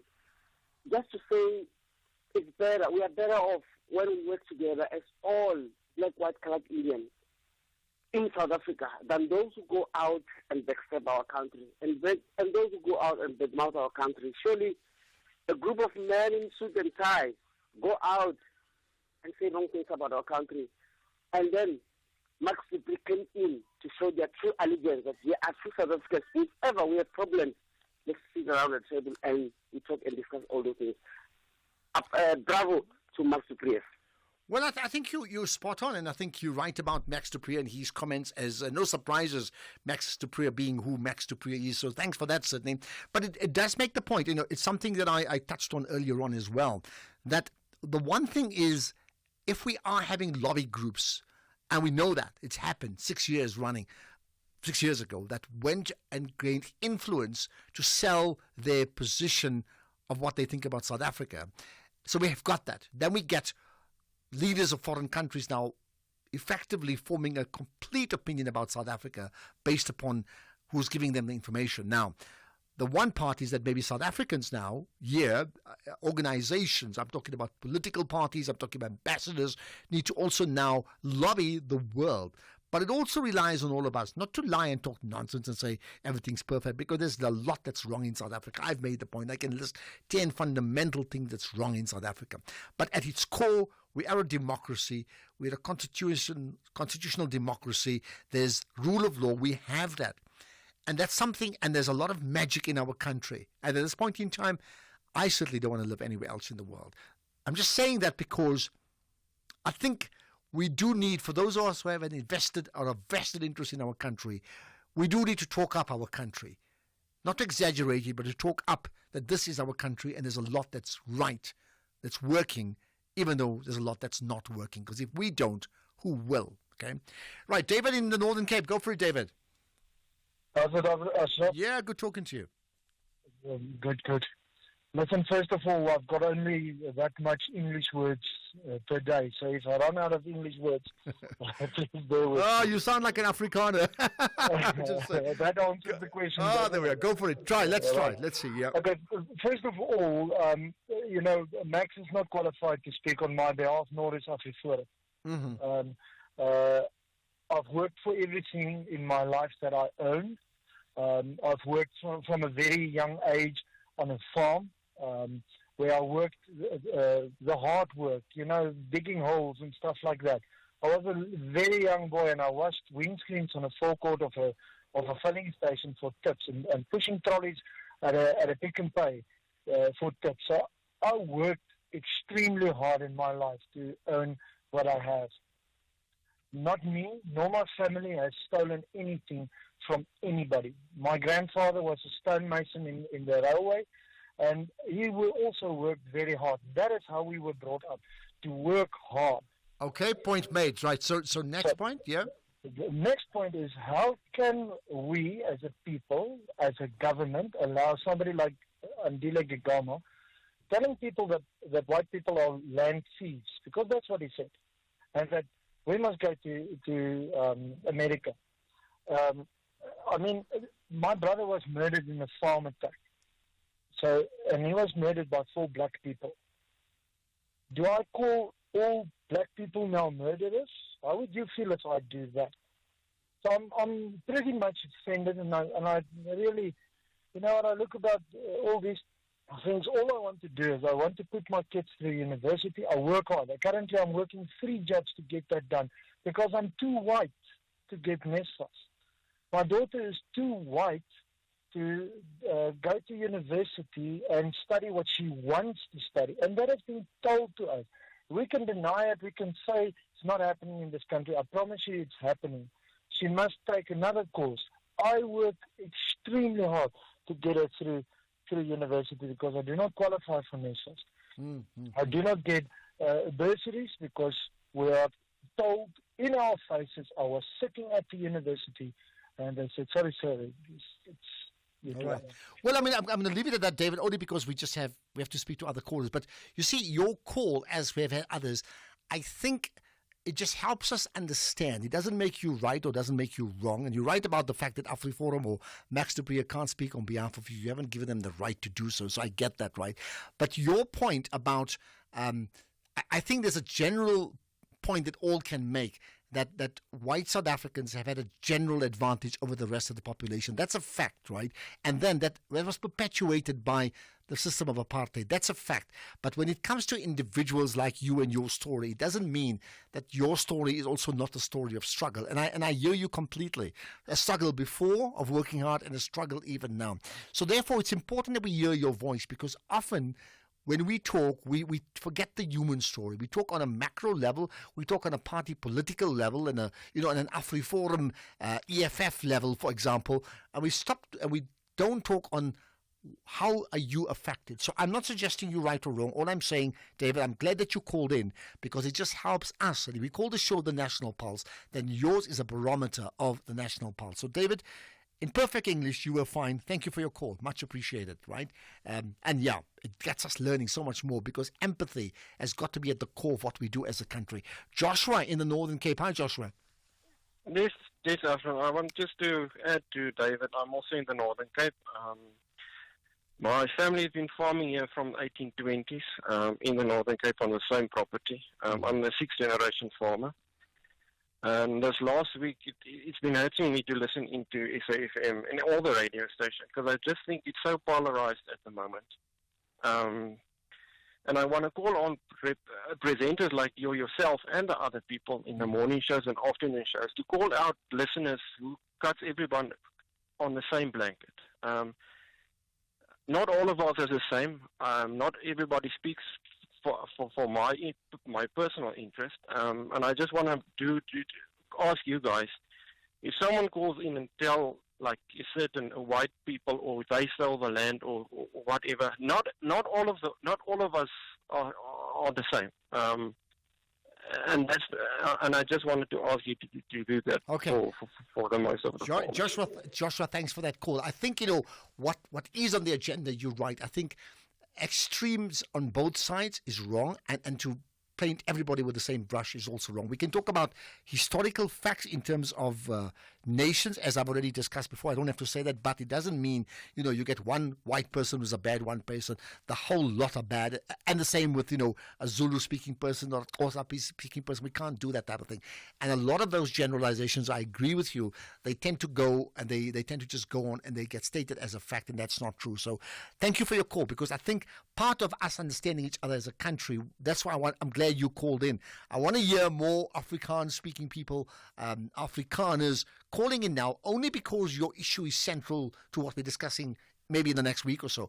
But maybe tomorrow, some other time. We do need to learn from each other. Empathy, I'm repeating myself, empathy is that important. Joshua, thanks for that call, right, in the Northern Cape. Eunice in Joburg, go for it. Yeah, hi there. I just want to comment on Trump, and he's beating the war drum scenario again here, especially in the Middle East. Okay, what did he say? He's now demanding that all the captives must be released or all hell will break loose, and so does Netanyahu. Mm-hmm. Now, there was a ceasefire deal done between Hamas and Israel that was brokered by Qatar, Egypt, and other countries. Yeah. Right? This deal is supposed to be in 6-week phases. Mm-hmm. Let's look at quickly the phase one. Into 3 weeks, 21 Israeli captives have been released, and about 730 Palestinians have been released. Mm-hmm. Because Hamas is now saying they want to stall because their side of the bargain has not been met. 2, the aid. Israel was supposed to allow 8,500 trucks of food and aid up to today. They were supposed to have allowed 12,000. Only 8,500 have been allowed. Okay, Eunice, I'm going to push you on this. Oh, just hear me out, just because of time. So I don't have time to sort of fact but I check haven't even gone to the other two points, and who's reneging on the ceasefire. No, but I'm coming to that, Eunice. I'm saying to you, so I don't have time to fact check it, excepting you saying, we know that Hamas said that there's been a temporary hold on the release of prisoners. Are you suggesting, and you certainly comment on this, are you suggesting that who's reneged on the deal? Are you suggesting it's the Israeli side? I'm saying so. I'm not suggesting, because 200,000 tents were supposed to be delivered. Only 20,000 tents have been delivered. 60,000 mobile homes are supposed to be delivered. They're not been delivered. Sick children, 50 sick people were supposed to be daily sent out for medical aid. Only 120 have left. So my question is, who's reneging on the deal? All right, I got that. Right, now I got that. Now here's the last point to you, going back to what your first point is, that are you suggesting that Trump is acting like he's the president of the world? Because, I mean, that is an important point, that he is coming across and commenting on other sovereign countries and deciding what they must do, because he made the point, and I heard it last night, you say 12 o'clock, that's the deadline. Exactly. And is he a threat to world peace? And the answer is yes. And you do wonder, and I said so early on, I'm amazed other Western countries, forget others, have not countered that position. Eunice, thanks for that call. Let's see how that story runs. I must say, it is just the most bizarre story that we're hearing playing out there, right?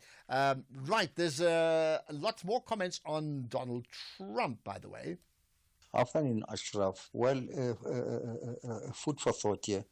Donald Trump makes provocative and inflammatory statement that he wants to take Gaza and turn it into whatever he wants to as an estate agent. But what about the West Bank? Because currently the West Bank is being turned into wasteland.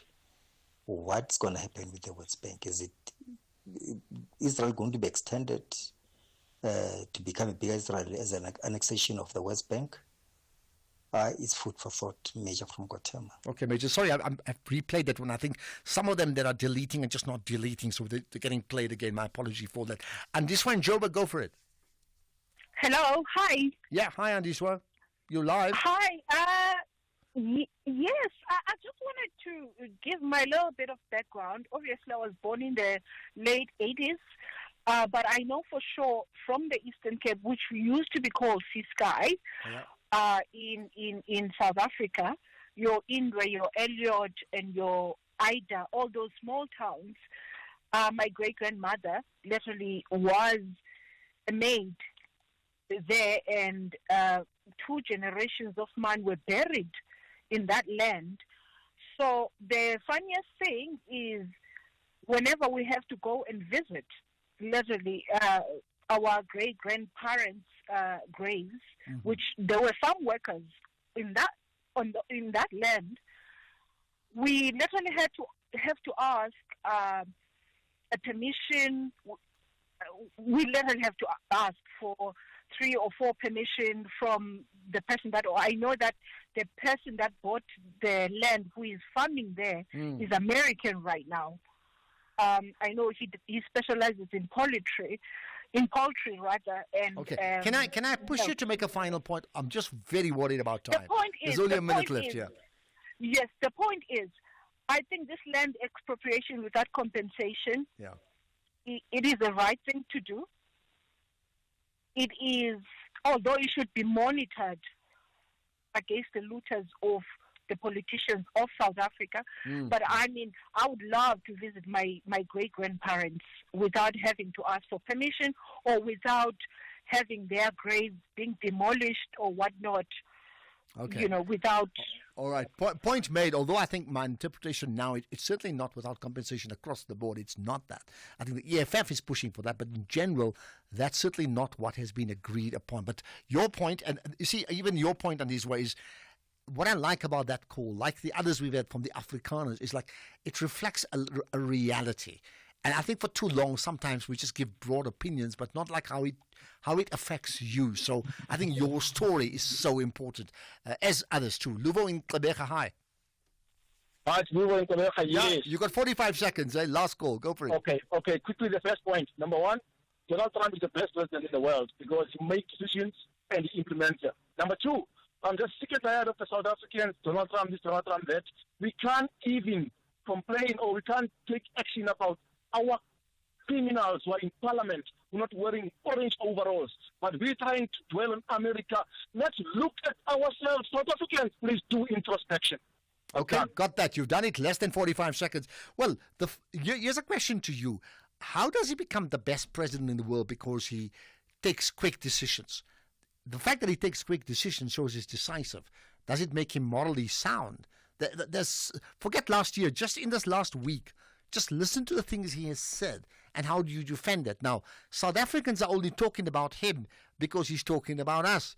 Nobody's talking about the leader of Switzerland. I don't even know the person's name because they're not talking about us. They're talking about Trump because Trump is talking about us and is making decisions about us. The last point that you made, you are right, that as we are angry about Donald Trump, we must also display the same level of anger when we as our political leaders show a level of inaptitude and mediocrity in the way they've led the country, whichever political parties they are, because they ultimately have got us into a situation now, 30 years into democracy, where the country has moved from a winning nation into a losing nation, and something has to turn around very quickly, because in sporting terms, you know the story. If you lose more than you win regularly, you get relegated, and we don't want that to happen.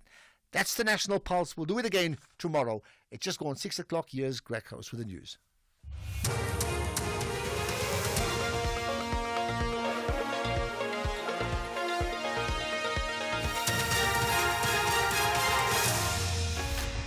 Thank you again, Ash.